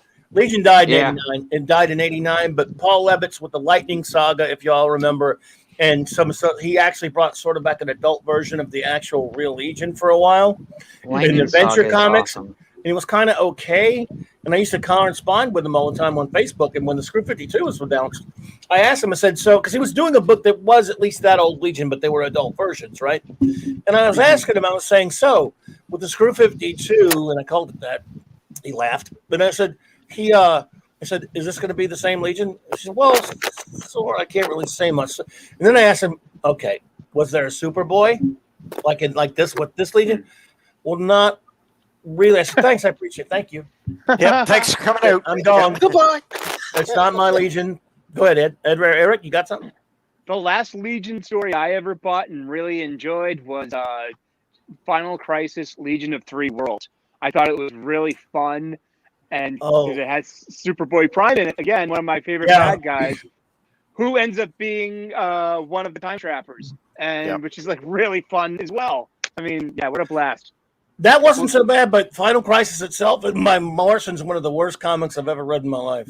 It's better than having Rock Kryn become a time trapper. That is just retarded. That aggravated me. Oh, that oh my pissed me off. God. And then, so really, I'd say pre SW6 Legionnaires, that was probably the last good Legion stories. I didn't mind some of the 29.95 stuff, but it was awful. I think it really started going downhill after the Baxter Legion of Superheroes comics. You know, I love the Baxter issues. The Baxter run was good. After the Magic Wars, it turned to crap. Then the Magic Wars, that was it. Like, because then it went 29.95. I actually have the DC Heroes role playing game supplement of that, and it's actually it's really interesting. It's actually pretty cool, but I don't like what doing an adult we're going to get into Legion stuff. I'm sorry. Doing an adult Legion story like that, that's a cool idea, but not to do it permanently. Like I like the 70s, 80s run Adventure Comics, Superboy and the Legion. Superboy as a pinnacle part of the Legion of Superheroes. He has to be a part of it. It's ingrained in their DNA. And then you go on to the Great Darkness Saga. You do the Baxter run where Karate Kid dies a meaningful death. Like we're probably going to argue about that, but I think that I agree with a good death. Oh, good. Look, I was sad, and Keith Gibbons an a-hole for continuing to kill him over and over again, but I agree with you. Yeah, guys. Ash has got a question in the chat. I don't know if anyone's seen it. He's asking a question about the Purple Lanterns language. Language? Interlac? Yeah. You mean Interlac? Okay. Do they use Interlac? Okay. So because each of the different lanterns have their own oath, I'm just looking at all the different oaths. And the Purple Lantern's oath is in a different language, and I don't know what language it is. Knock, knock, knock. No, I misunderstood the question. Yeah, I don't think that's Interlac. I think it's just kind of random, like gobbledygook.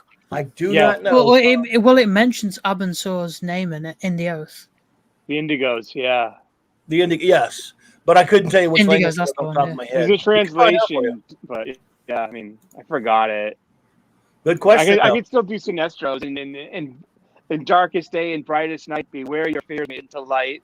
Let those who try to stop what is right beware our power, Sinestros might. Nice. It's slightly different. I mean, I've got all of them in front of me. Is that the Dreamgate Shade and Living Wall? Netromo returns to watch the gap from within, having lantern vessels of Abansur. Enough playing games from right now on? That one? No, that can't be it. Something like that. It's Gate Shade Dream. If you got them all, you can read them. You can definitely read them. You want me to read them all? Okay. Oh, please, if you'd like to. They have all the spectrum of the lanterns that we were talking about earlier, everyone. Yeah. They all have their own, just as in Brightest Day and Blackest Night that the Green Lanterns do, they all have a chant. Okay. To charge their batteries. Oh, in Sorrowful Day and Misfortunate Night. Okay, here we help go. Those who need our might with the lantern power of Abansur. We rid your misery with compassionate might. Well, and I've got it in the original language, so I'll read it out in the original language as well. But I'll come to that when I get to. Okay, so here we go.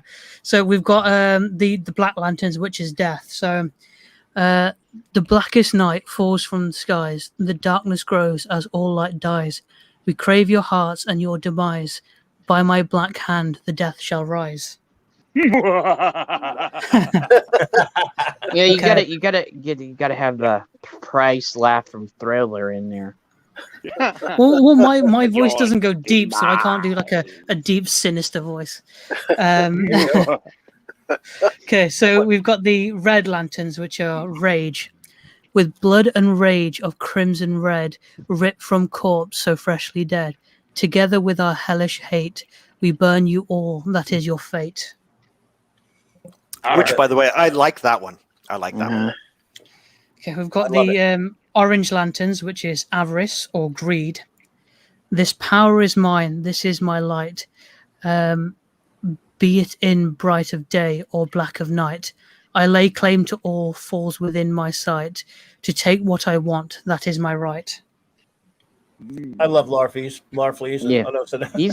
He's awesome. He had a one-shot there a few years ago. That was a really great one-shot. Yeah, was that the one Van Sciver did? Yep, I think so, yep. Yeah, I have that. One interesting thing I saw is how Jordan became a Orange Lantern for a bit in one of the animated shows. I remember seeing Yeah, it that was a ages great ago. episode. Mine, Yeah. mine. Yeah, I remember was that. great. I love it.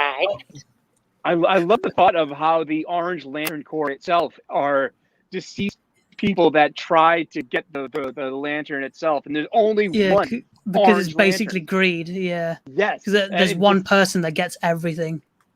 Oh God! But even you're the forever Guardians trapped. respect Larfleeze. That's what makes him Yeah. such a great character too, right? They're like, yeah, they have this deal with him that he has his sector, his own area, and that they won't interfere if he doesn't interfere. It's a really cool character arc. I like the Larfleeze character. It's a unique creation. Yeah. This is from the episode where Hal Jordan became an Orange Lantern. Well, that was a great one. Yeah. Yeah. Just That think was of the such a action good show. figures, man. All the action figures they never did. Oh, yeah. Wow. Yeah. I would love a 6-scale Larfleeze, like a Hot Toys Oh, that'd be Larfleeze. awesome. They did do Do one- you do know that they one of were those. gonna do some of those, but they canceled them because they didn't think people would buy them? Oh, Yeah, man. true. I Wow, knew I love- somebody that they were gonna do the whole course, lo- I- and they just canceled it because they didn't think anybody was gonna buy most of them. So, yeah, we would have had Wow. all this. It was just canceled. They said, "Well, no, how the economy is nowadays, nobody's gonna buy this," and blah blah blah blah blah blah blah. And I was like, "Really? Do you know how many people would have bought that? Especially all the lanterns? You know? Shit. Well, who is up for some male toxicity? I am. Hell, I'm Because- always up for that. We can Nah. come back to the other I ones don't later then. know. Oh no! Wait, I want to finish this. I didn't know you were done. You weren't done. There's Finish like those there's like first. 6 more left. Oh, go for it. No. Let's Yeah, I'm sorry. I thought people derailed you. I'm You've sorry. got the yellow lanterns, which is fear. So in blackest day, in brightest night, beware your fears made into light. Let those who try to stop what's right burn like his powers, Sinestro's might. Love it. And then we've got the green lanterns, which is will. Everyone knows this, but for those that don't, in brightest day, in blackest night, no evil shall escape my sight. Let those who worship evil's might beware my power, green lantern's light. Nice. And we have the blue lanterns, which is hope. In fearful day, in raging night, with strong hearts full, our souls ignite. When all seems lost in the war of light, look to the stars, for hope burns bright. St. Walker. Okay, now this is the one where I asked what language it is, and I've got the original language here, so I'm going to attempt to pronounce it. I don't even know if the pronunciation is right, but here we go. Tor Lorek san bor nakamor natromo fan tornek wat or her lantern ker lo abunsor tan lek nok for morosor. So Wow, that's that. answer. Wow. Well done, man. Yeah. Yeah. Well, I tried. I don't even know if Leslie. it's right, but we'll see. And then we've got the violet one, which is love. For hearts long lost and full of fright, for those alone in blackest night, accept our ring and join our fight. Love conquers all with violet light. And then finally, we have the white lanterns, which is life. In brightest day, in brightest night, all darkness will dread my might. Virtuous energy of life ignite, shine forth my power, white lantern's light. There we go. Hey, dude. Nicely done, Ash. Appreciate is that. That's there- a great ooh, contribution, very man. good. Is there Absolutely. an ultraviolet motto? Uh, I hope not. You can't for see the it. violet lanterns. Yeah, the good one. ultraviolet. Or- Bum-bum-bum-bum. There you Like- go. There you go. What- Boozle wuzzle. Ha. Ay, ay, And you ay. have Statler and Waldorf cracking up in the Next- balcony. the infrared lantern coming. Oh. Well, here we go with some male toxicity because this is very important to the Green Lantern. And that is, of course, Hal Jordan's girlfriend, sometimes girlfriend, Carol Ferris, as his one of his chief nemesis, Star Sapphire. And who doesn't love Star Sapphire, folks. There is Is there a 6 scale figure of her? There is an actual ultraviolet oath. Oh, there is. Okay, go. There. Yeah, by Go shield for of day and shield of night, we feed and grow beyond all sight. Your darkest self shall be our night. Wailed the sword of unseen light. Oh, Nice. oh no! I Well like done, that one sir. right there. Like There's some real boob crazy- armor for real right there. You know what I'm saying? I think that her new costume should have a Power Girl boob window, though. That's what I Oh, think. boob window is always wanted. You know. But she has some pretty. I mean, I've seen ladies cosplay some of these more risque ones, we might say, at cons. I've seen a lady cosplay that one, or what was it? Yes. Oh yeah. That's This one. exactly the one I was Doug thinking of Mankey too. look. Oh yeah. Fraser Irving did a wonderful 2-issue thing on Green Lantern and after 2011. Showing the Star Sapphire. It's just Irving Fraser is a wonderful artist. If you go look it up, it's just it's basically Hal's new girlfriend, Cowgirl, the other pilot. Yeah, Cowgirl. And gets a Star Sapphire ring. So she's just scantily clad as Carol, and it's drawn by a magnificent artist. It's on that Jeff Johns run. Yeah, she is. Oh my God, I love Carol. I mean, it's a shame what happened to her, of course. Uh-huh. But that's another Kyle? one of those strong female characters that even came out of the Silver Age. Because in her original appearances, she was a strong character. She was running Ferris Aircraft. She was a match for Hal, Battle of Wits, Battle of Will. And then when she got that ring, and she became, Star Sapphire, she was a match for him. She is one of the best parts of his Rogues Gallery. And he's got an interesting. He doesn't have the Flash or Batman's Rogues Gallery, but he's got a pretty interesting one. There's some really cool, like Black Hand. We get to see the more modern version. I like that he's a Avatar of Death. That's pretty cool. Oh, yeah. That was There's a Tattooed Man, Sonar, Sinestro, of course. I mean, Sinestro, yeah. But Second Tattoo Man was great. Yeah. I It think so, yeah. was there was Hector Hammond, of course. Yeah, his Lex Luthor. Yeah, that's right. From the movie, right? But he was before that, though. Him. I hated. By the way, I hated that version of him in the movie. I thought they made him a kitty cat. The very derogatory version of the word kitty cat. Yeah, he was absolutely terrible. It was awful because I think that they could have made him a strong villain. But it was just disgusting what they did to Hector Hammond in that movie. That's one of the reasons I hated. Polaris, Dr. Polaris, sorry. Dr. Polaris. Evil Star. I think Evil Star. I think Major Disaster even started with him, but I could be thinking of something different. But yes. Was Major Disaster, did they start with him or did. I'm not sure. He probably didn't, but he was. Might have been Justice League, wasn't it? I could have swore it was. Man, I'm not going to swear. My crap memory. But anyway, he didn't have, like you said, you made a great point, though. He doesn't have a huge or well-known Rogues Gallery. Goldface. Goldface is awesome. I like Goldface. Yeah, because a lot of his stuff was more like Green Lantern stuff, right? Or a Green Lantern Corps stuff. It wasn't really his individual stuff. In the early issues wasn't too bad, but yeah. But Carol, you said Tattooed Man, right? Yeah. Yes. Yeah. Oh, the Weaponers of Keyword, but that was more the wonderful. I got a question. Purple. Yeah. Okay, here's a question about Quard. I've never understood this myself. Quard resides in the antimatter universe. Yes. Is that the same universe as Earth 3? No, it isn't. Okay. Isn't that where the Weaponeers hide out and make the weapons and stuff like that? Yeah, and the anti-monitor. That's where the anti-monitor is from. But that's a post-crisis thing. A pre-crisis thing. The Weaponers of Keyword were in the antimatter universe. There was no anti-monitor at the time. Right. Yeah. Yes. That's where Sinestro's ring comes from. That's where the yellow lantern is on Quard. That's right. Yeah. So he was banished there, maybe the Guardians sort of use it as sort of like the Kryptonians use the Phantom Zone. Ah, okay. Yeah. If I remember right, because Keyword is the antimatter version of Oa. So the Curidians are kind of like the Guardians version of the antimatter universe.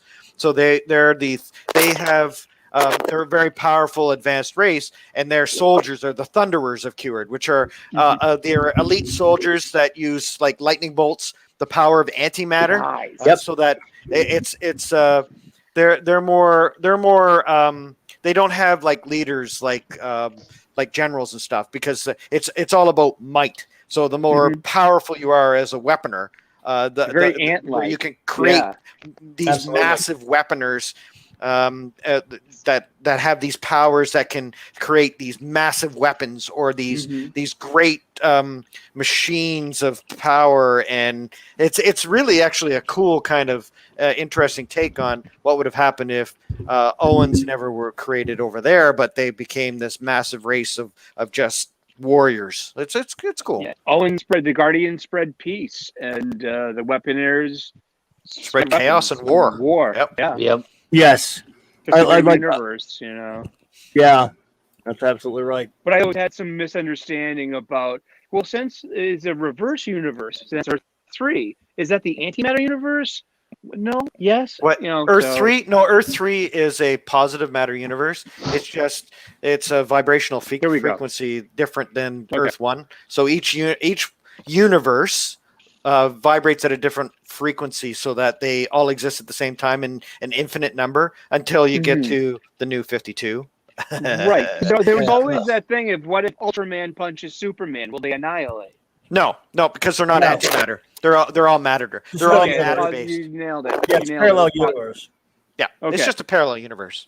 Yep. It's like Star Trek Mirror Mirror, that episode where Kirk goes into another universe with the bearded Spock.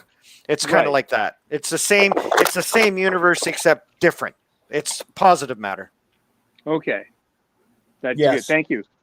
That's a very good question, though. Actually, no, it is a great one. Because they've always, again, I always love this cover. This cover, I guess it was like it was like a Giordano cover, but yeah, I always loved stuff with Cord and everything like that, and the Weaponers, like you mentioned, and the Thunderers and all that kind of stuff. If you can see some of these guys here. Go. Yeah. So again, pretty obscure stuff for Green Lantern lore, but yes, the Thunderers and all that stuff, and the Weaponeers, all that kind of crap. So again, and they've revisited it and messed around with it, of course, many times. Yeah. And again, like you said, thoughts it predates the anti-monitor, but yeah. So that was actually a good question, though. Absolutely great question, Eric. Again, I hadn't thought about that in years, man. And again, that it's so pertinent to what we're talking about with Green Lanterns, by the way. So that was fantastic. Big story. I've been a fan for years. I was always kind of like, this is why you come to a panel of fellow Imagineer connoisseurs and geeks. That's a great question. That's where the original Ring of Fear came from. That yellow ring that Sinestro has came from the Weaponers of Cured. That's who created it. So it's it's kind of like how the Will of Ring.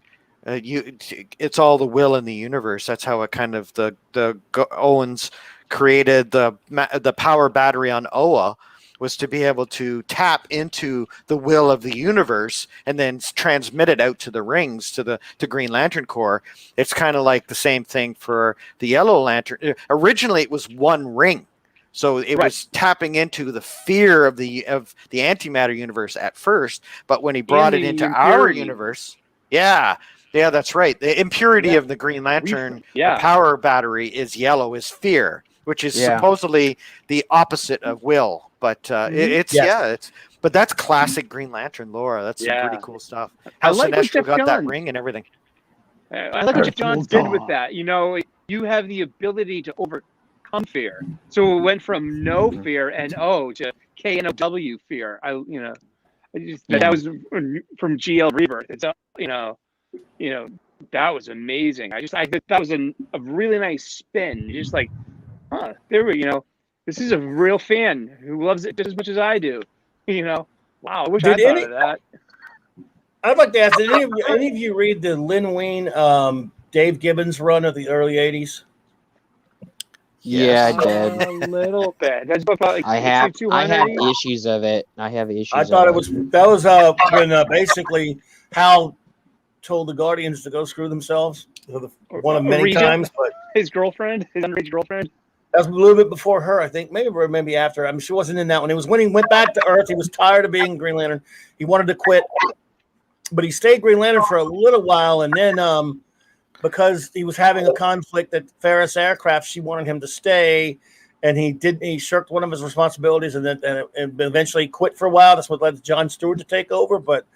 It was There's actually a really good. There's actually a really good cover, Clobby, about him where he throws the ring down and I quit. You called it right there. I was about to put it up there. I was trying to find a good nice. big one of it.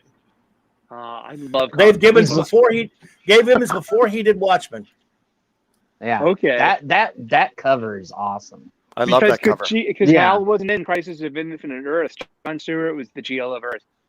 And Dawnstar, by the way, Dawnstar, one of my favorite all-time female Legionnaires, was in Crisis on Infinite Earths. I love it. Yeah, I love Dawnstar. I love that whole Donnie. Donnie and Wildfire. Man, Wildfire. Yeah, that was a tragic romance. The tragic romance of Wildfire and Dawnstar is one of the saddest, most poignant things ever done in comics for as far as the romances are concerned and stuff like that. Man, it was so sad. He's a tragic character. That's why I love The Thing is my favorite character because he's tragic. And my favorite Legionnaire not named Superboy or Mon-El is Wildfire. Nice. But I don't think you can get writing like that today. That's the problem with modern day comic books and actually modern day writing at all. Who would have come up with that? A being of pure energy and one of the most gorgeous, beautiful Legionnaires in the universe. Like, she's incredibly beautiful. She's spiritual. Yes. And that's I think why their relationship. And he's literally like passion, energy. He would be he would be a Red Lantern. Nice. He's got a mean streak. It's like he has a sort of he has kind of a Ben Grimm origin in the sense that he was just the athlete, big guy on campus. He was kind of cocky and he was eaten by a wheat thresher. Well, he wanted to. He was trying to get next to a girl. That's why he went to the science lab with us. When they finally, that was a great issue when they told his origin, and when he gets turned into pure energy and has to be part of the erg suit and stuff like that. It humbled him a lot. And he came back after he was originally died saving the Legion, and he only came back. He was even the Legion leader for a while. And I don't know why. I know it's nothing to do with Green Lantern unless we went to Ron Vidar.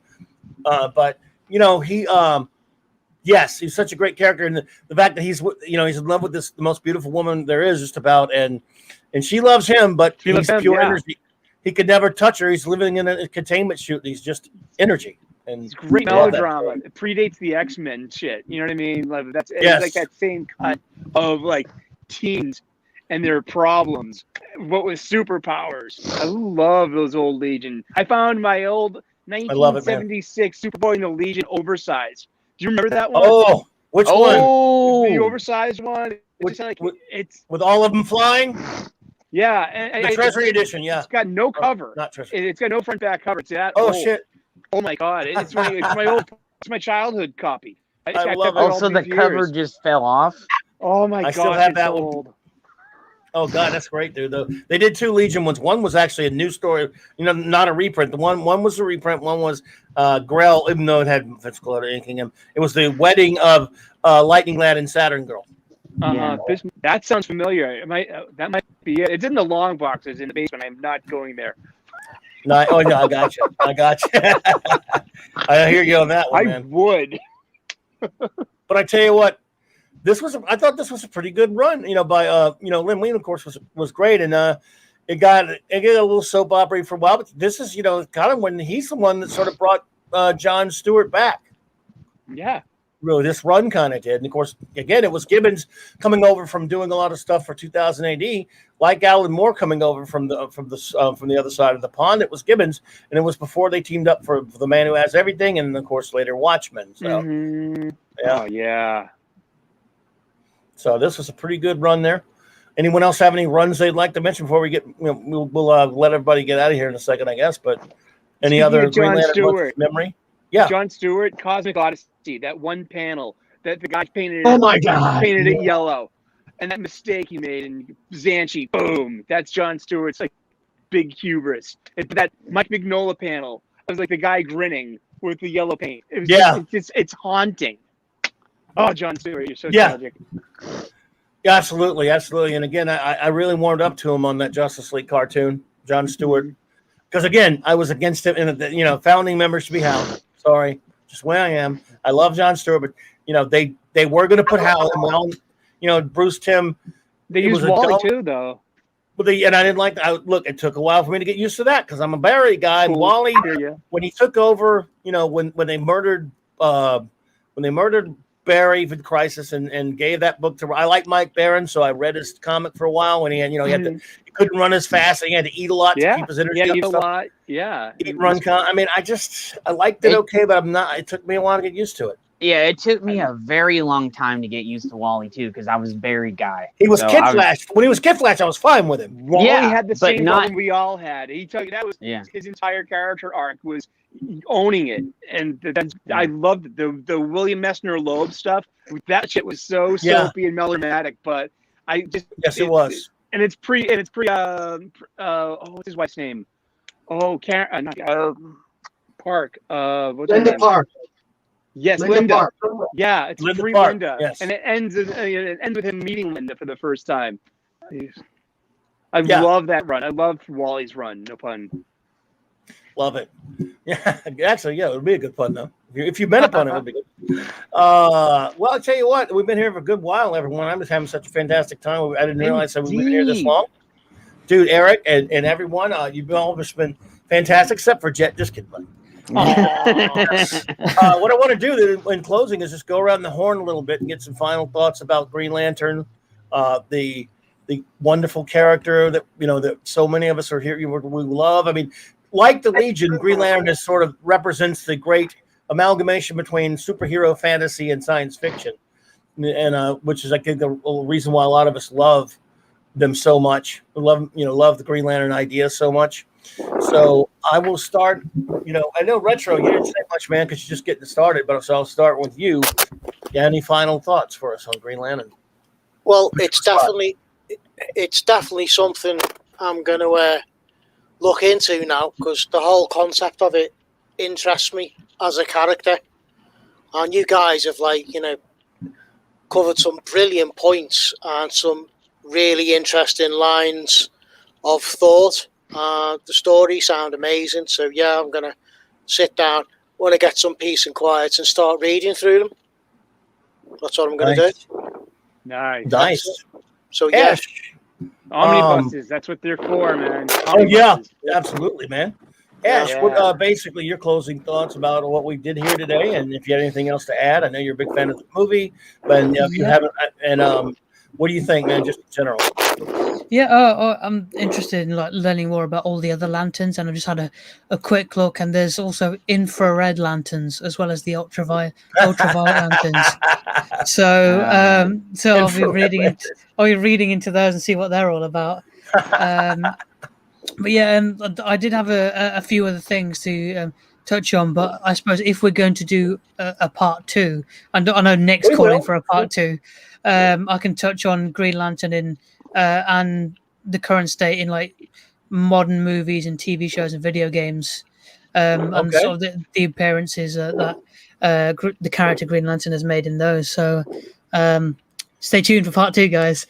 But we'll talk about the animated series and some other stuff. But go ahead. Sorry, go ahead.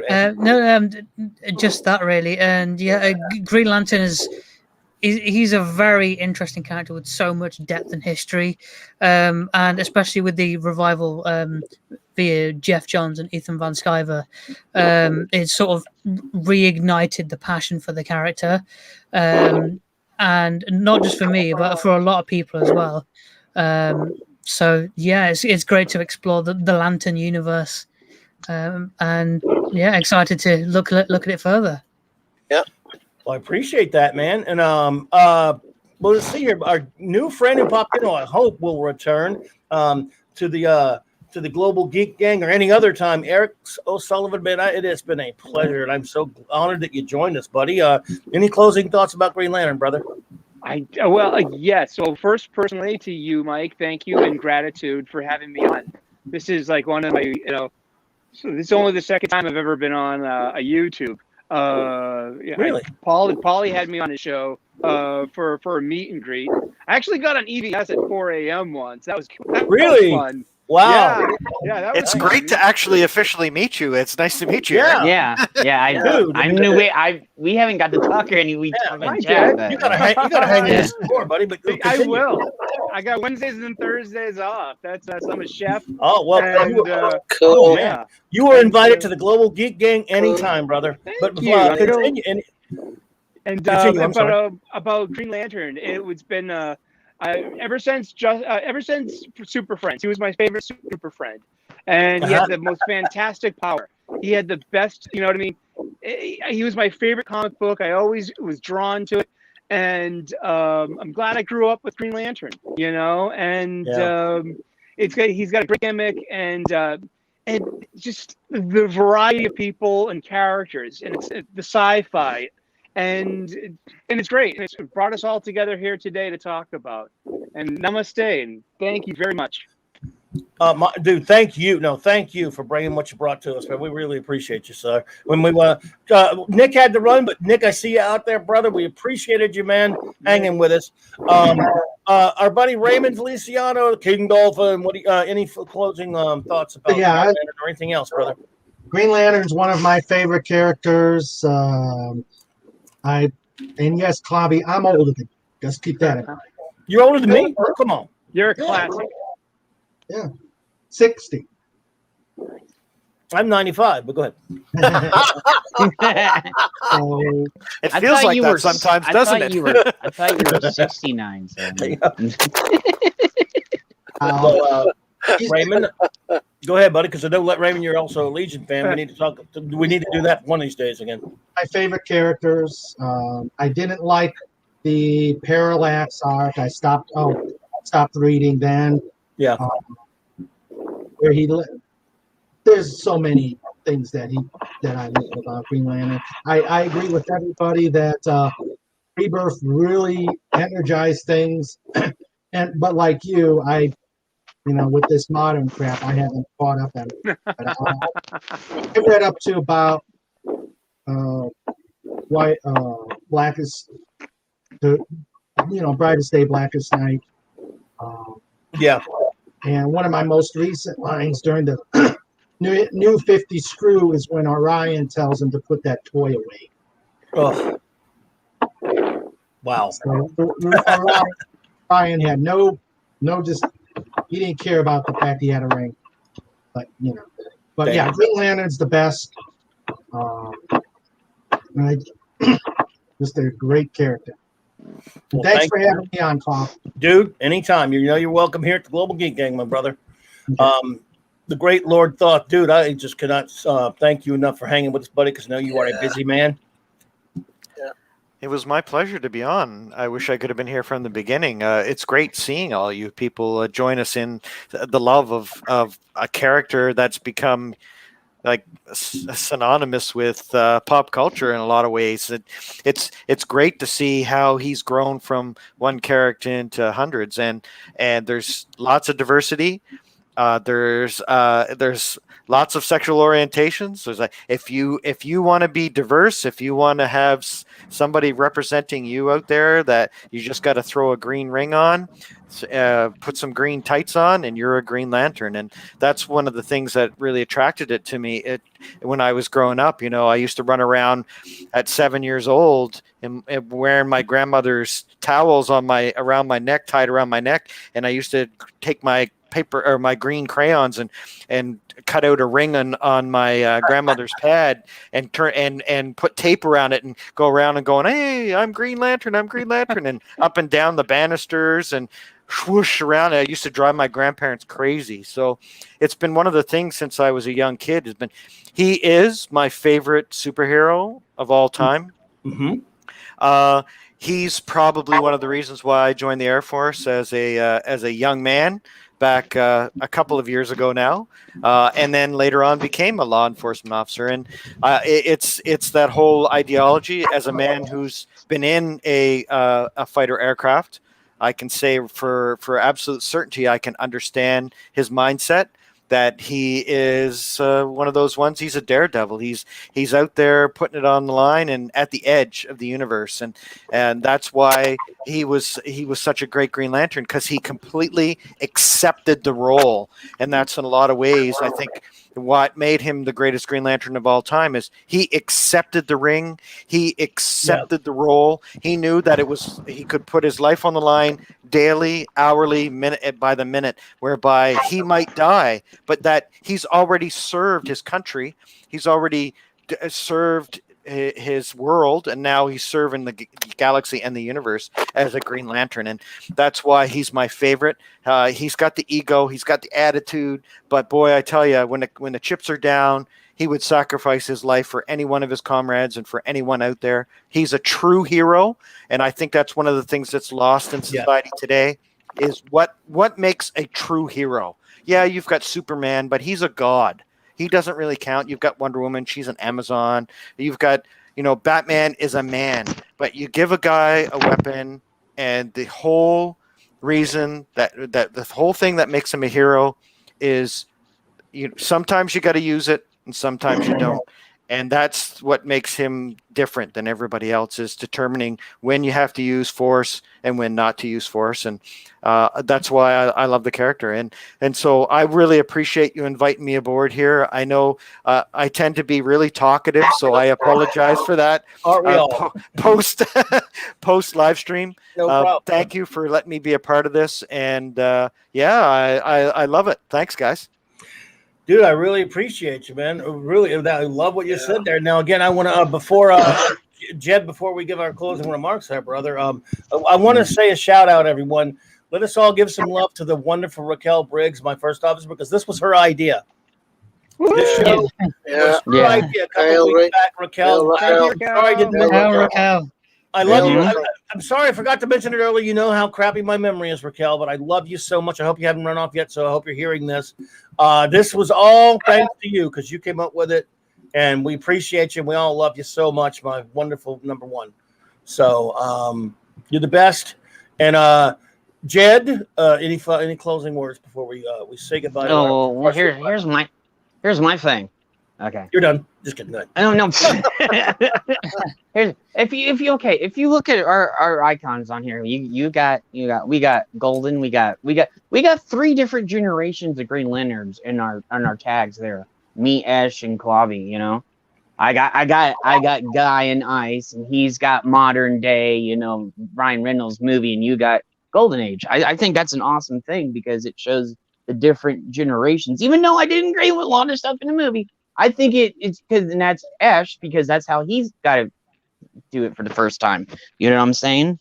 So I just find it a wonderful thing that, like Thoth said, there's so much diversity out there in the Green Lantern Corps and everything, and you can find somebody that fits your idea. Like, dude, he's awesome. Like, Guy Gardner was a fucking punk, but even though he was a punk, he still did what he needed to do at the end of the times, most times. Absolutely. But and here's my thing on that, and I will defend this. They said the Ring would have never have chose Guy if he didn't have the will to do any of that. You know what I'm saying?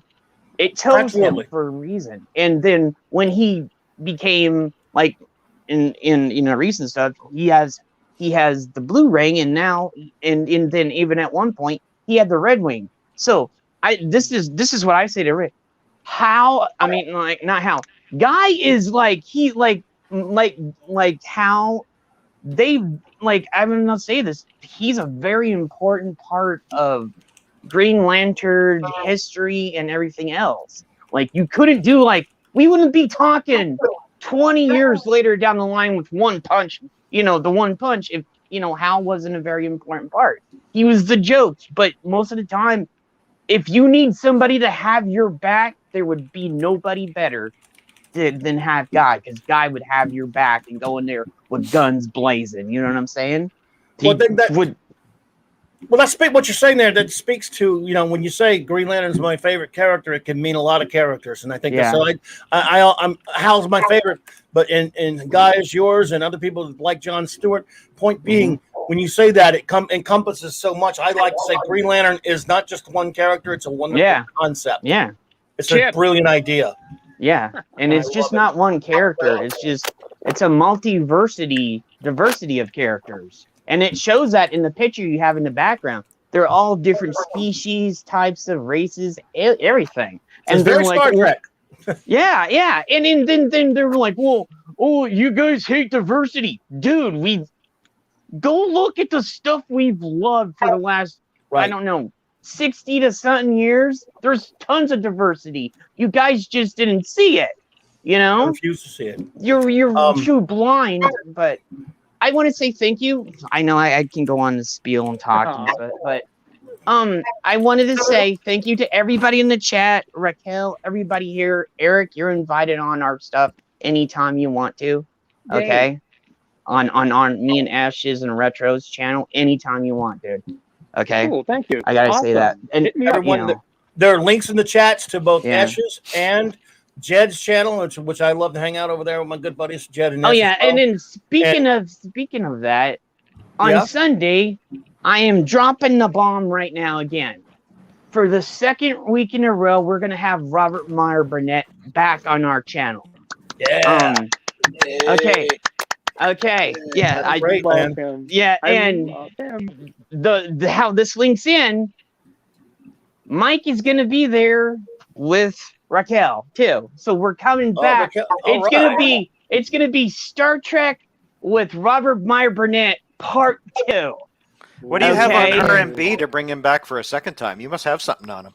We do. Well, we know where the bodies are buried. On our last one, he was really excited to come. He asked us, "Can I come back?" Yeah, and he must have just had a lot of fun and would have loved us. So yeah, he said he goes, "I would want to come back a lot more," and I was like, "Okay." So we were thinking about what can we do for this next week, because I go through this thing. I go, and you can ask Retro and Ash on this. I go through like dozens of things in my ideas in my head. I'm like, no, that don't sound right. And at some point during the week, it takes me a few days and it just clicks. And I was like, wait a second, boom.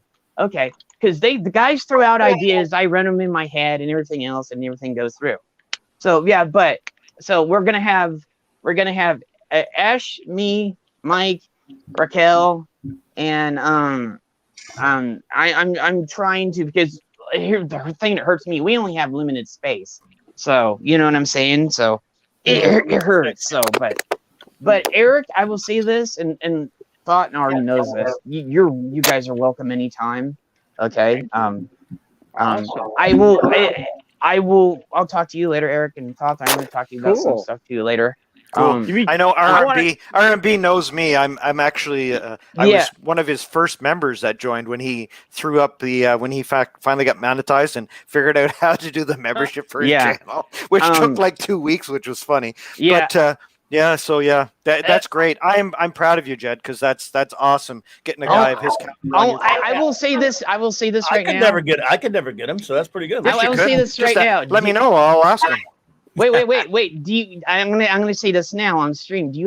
Are you open for Sunday? Who, me? Yes. I'm usually open Sundays. Yes. Cool. You're welcome to come on with R&B and us. Oh wow, that would be cool. Okay. Yeah. He'd be like, I know what he'd say as soon as I showed up. He'd be like, "Oh, geez, you again." Yeah. Like, and then because I've had tons of people are like, "Oh, can I?" But and that's the thing. I want to buy stream, but it's like 200 something.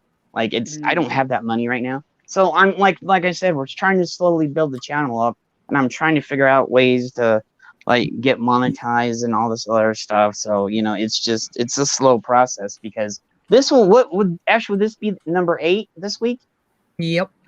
This will be our eighth stream, and people said the amount of stuff we've done within 8 streams is amazing. Yeah, it's absolutely nice. It's right, man. But I want to thank everybody here and everybody out there, especially Mike and everybody else in the chat that's been super awesome to us. Yeah, we even had Uche and Ryan on like 2 weeks ago. So that was good. So Uche and I almost had a throwdown over football teams. So yeah. Oh yeah. We will have. What side were you on, dude? Not his. And So, he wait a said minute, they'll I give know me a crash course on NFL. I know he so, played yeah. football, but he still doesn't know Yeah. more about the NFL than me. But anyway, Yeah. Yeah, I'm a hockey guy. I played hockey. I actually played hockey for the RCMP team. We used to play the old timers. So I played against Steve Shutt, Marcel Dion, Wow. some Nice. big names. Yeah, and Yeah. they made me look like I was still in grade 2. Well, I tell you what, I should tell you a story about Tiger Williams and I one day when we threw the gloves Uh-oh. down there. And if you know who That's Tiger right. Williams is, I don't. from Yeah. the he was a Eric goon. does. He had the record for penalty minutes for decades. So yeah, I good- know really Eric good knows guy. who that is, right? Yeah. I'll tell you the story someday. It's actually funny. Indeed, my friend Flash would love to hear it. He's a big Pens fan. Okay. He loves the Pens. Yeah. After, Yeah, so- after listening to Ash, I'm going to give the Green Lantern movie a second chance. Hey, I we got will. one. I'm gonna watch it again, and that's I mean, because sure, I mean you've got some pluck. You know what I mean? You got to. I like the way He you does. sold it. Yeah, he does. did it. You know what, Ash? You know what, Ash? Because of you, I'm gonna go to the $2 bin at Walmart. buy the Green Lantern movie.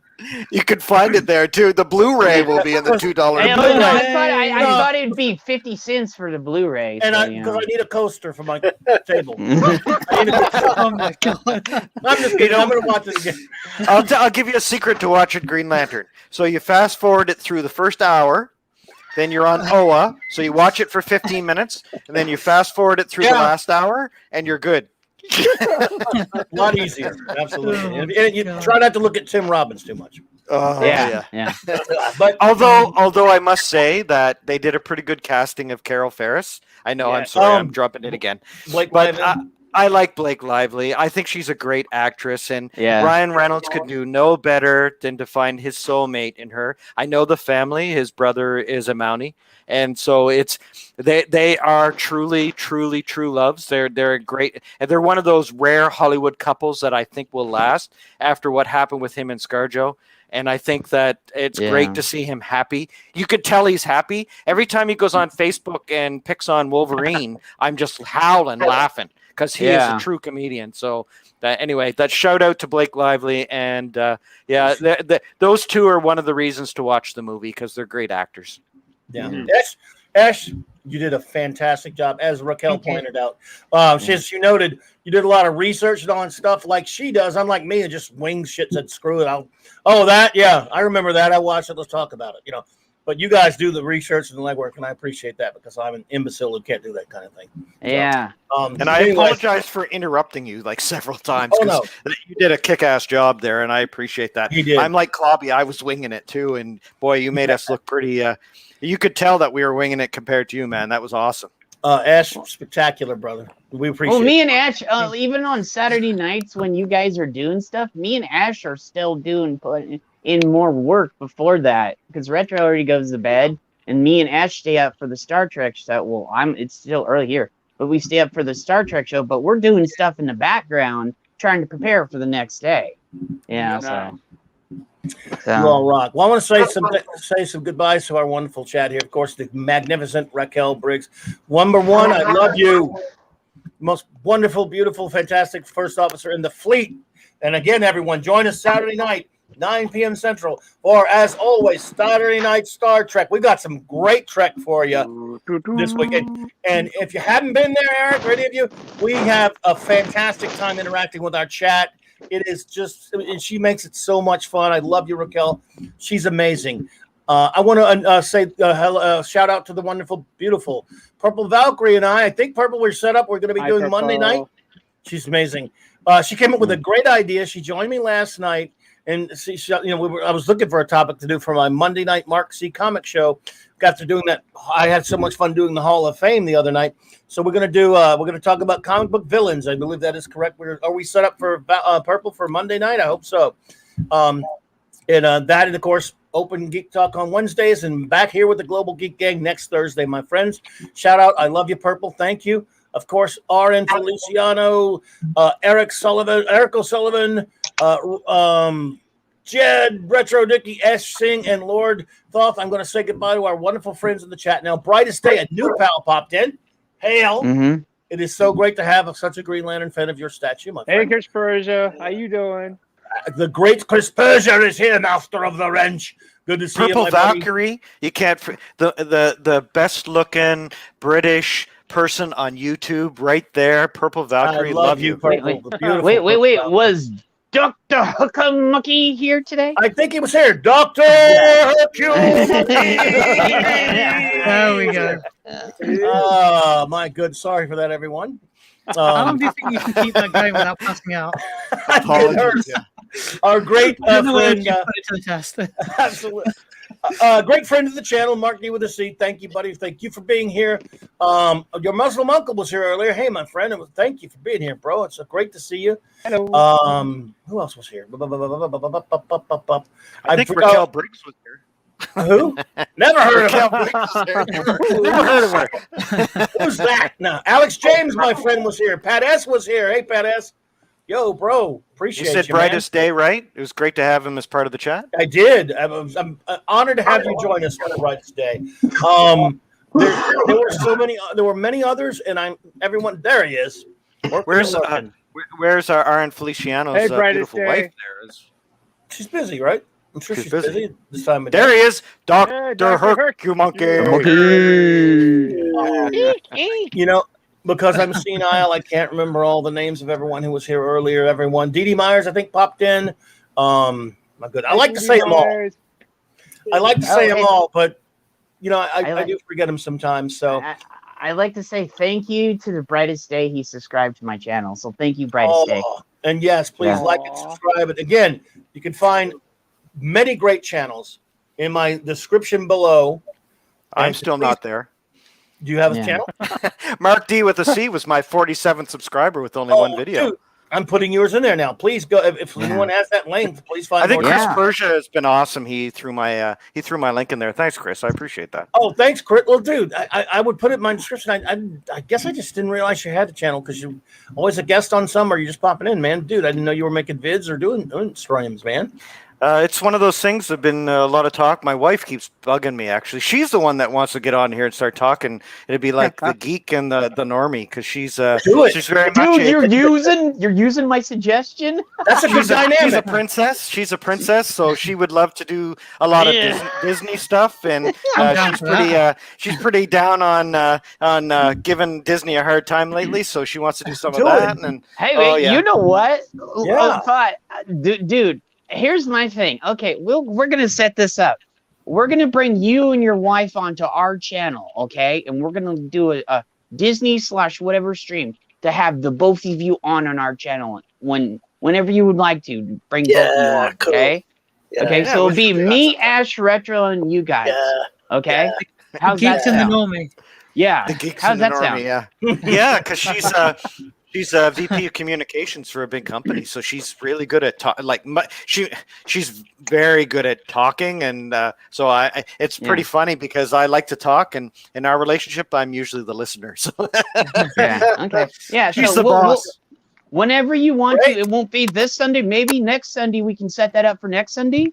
If that sounds I don't good. know. I don't know if she would do that. I'll talk to her. Okay. Thanks so much, everyone. Okay, and big shout out to our compadre who had to run out early. The great 32 flavors of Nick Weiser. Love you, brother. We appreciate you, man. Hey, Nick. Flavor Flav. Yeah, Nick. There's a link to his channel below, by the way, and he's doing a stream tomorrow night, a great comic stream that he does. So please go check him out. I know that there's been a lot of talk there. Flavor Flav's 32 flavors of Nick Weiser. I call him Flavor Flav's. He's talking about doing an international beer stream where we're going to talk pop culture, and we're going to send each other beers from our respective countries. So I'm going to send him some Canadian brews, and he's going to send up some brews from Chicago, I think, and from some of his stuff. And we've got a couple other people. We've been talking about that for a while. We were going to do it in person kind of thing, but COVID's been kind of tough on everybody. But that should be fun. So yeah, shout out to Nick. Oh, yeah. I also forgot. Me and Ash are going to be on Nick's stream tomorrow night. Okay. So metric beer time. Yeah. No, it's going to be like a roast and other stuff. But I set this up last week when I was on last Friday, and Nick said, "I want you back to bring Ash." I was like, "Okay." So yeah, tomorrow night. I forgot. we're gonna be on tomorrow night, and then Saturday, unless somebody wants me on, it's open. So if anybody wants me, I'm open. Sunday is when we have the big stream with Robert and everybody else too. So what time is that? Nick's stream, it's at night. So Nick's still in the chat, right? We're gonna do that, brother. Cool. Yeah, Nick, what time is it tomorrow? Because what time is the getting plastered there?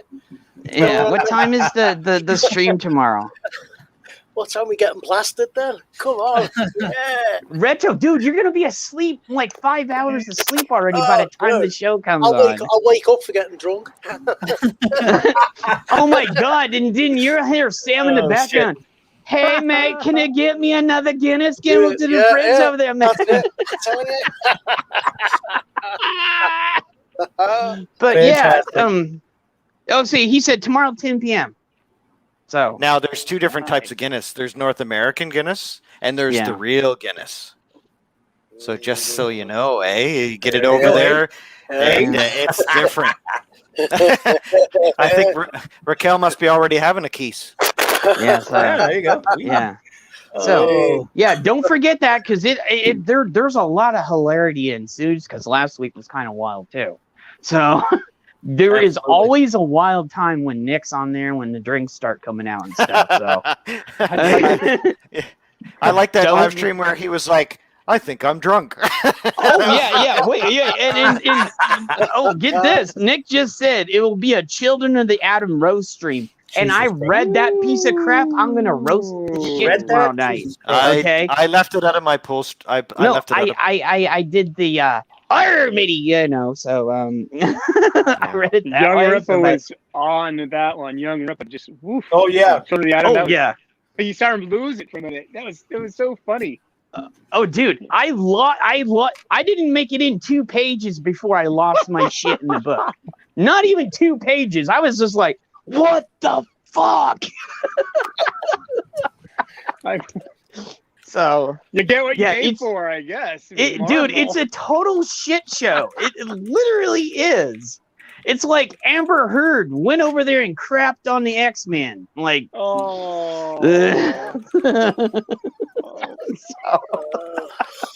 that one really bottomed out.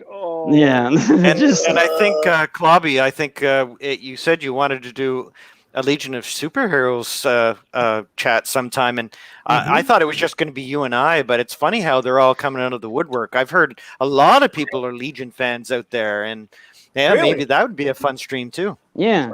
Well, I've been a Legion fan ever since I was little too. Anyone who can pass our very rigid betting test can join. I know. Gatekeeping standards. Yeah.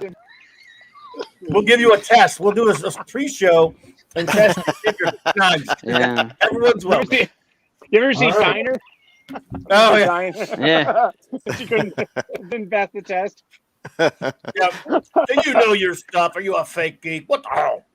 All my knowledge is from Supergirl. So Mark, what can't you unsee now? Oh, Amber Heard crapping over the X-Men. Okay, yeah. She's like dragging her. She's like dragging her ass across the floor like a dog. You know, she's like. Jesus Christ. Oh, Jen. And everybody out there in the chat, let's get Clobby to 500 subscribers by next week. Absolutely. Let's get him to 1,000 by the end of the month. Yeah. April Fool's Day, we should have 500 subscribers for Clobby there. We can do an April Fool's Day live stream. So, let's go out there, recruit, get your friends to come over, because this is an awesome channel. That Saturday night live stream with Star Trek, I absolutely love it. And I mean that from the bottom of my heart. Raquel is just a library book. Clobby has got an amazing history with Star Trek and how much he loves it. It's a true labor of love. So everybody in the chat, get out there and do some recruiting. Everybody here in the panel too. It's a lot of fun. These geek geek days on Thursday afternoon. Global Geek Gang things is awesome. It's in the middle of my work day, but I still try to find time to make it because it's just amazing and awesome. You guys are awesome. Ash, Retro, Dicky, Raymond, Pop Culture Archivist, Jed, Eric, and Clobby, Raquel, Chris, everybody in the chat, Mark D with a C, Dr. Herkamuki, 32 Flava Flavs, everybody, man, it's just so awesome. So get out there and recruit. Yeah, that's an order. Yeah, and when we hit 100, we're gonna do 100. I don't know where we're at. Ash, what are we at? How many? We were at 83. Let me just. We got to get Clobby. We got to get him monetized, man. Because let's help him out here. Let's get him monetized. I got the watch hours. I have the watch hours, believe it or not. Yeah, we're at 84 right now. So whenever we hit 100, we're gonna have a 100 subscriber special stream for that, and we'll bring in some special guests. Okay, oh yeah, absolutely. And you're getting lots of subscribers too. I noticed that, Jed. That your channel's growing too. That's awesome. Well, we're putting into work, So I just want to say a quick congratulations to Fat Steven Seagal, who hit 500 subscribers today. Hey, congrats, Fat Steven Seagal. We got to see that Fat Steven is one of the most awesome, genuine dudes when you get to know him. A good friend. He is a super troll and a jokester, but we love you, you shit. Yeah. Okay. By the way, he is Canadian, so that does not surprise me. Yeah. Love you, Fat Steven. Hail to the Canucks. Hail indeed, sir. Thank you all. I cannot tell you how much fantastic fun I have had today. Everyone in the chat, my good friends. Again, one last shout out to all of you. Thank you, Jed and Ash, my partners in crime, and Retro and partners in crime, and the fantastic guest, Eric O'Sullivan. Coming soon, Pano. And the great Lord Thoth. You guys are the best. And next week, my friends. Awesome. Awesome. Thank you. Always welcome. Yeah. So and don't forget about Sunday with Mike there too. That's right. I can't wait. And we're in Raquel too. We should tell you not to forget. You're always the late one. Yeah, you're the one who's going to fall asleep, Okay. No, it wasn't asleep. Shit goes out again. I'll be so glad when we can move, literally. Good afternoon and night, everyone, for the Global Geek Gang. Later. And good morning to Purple.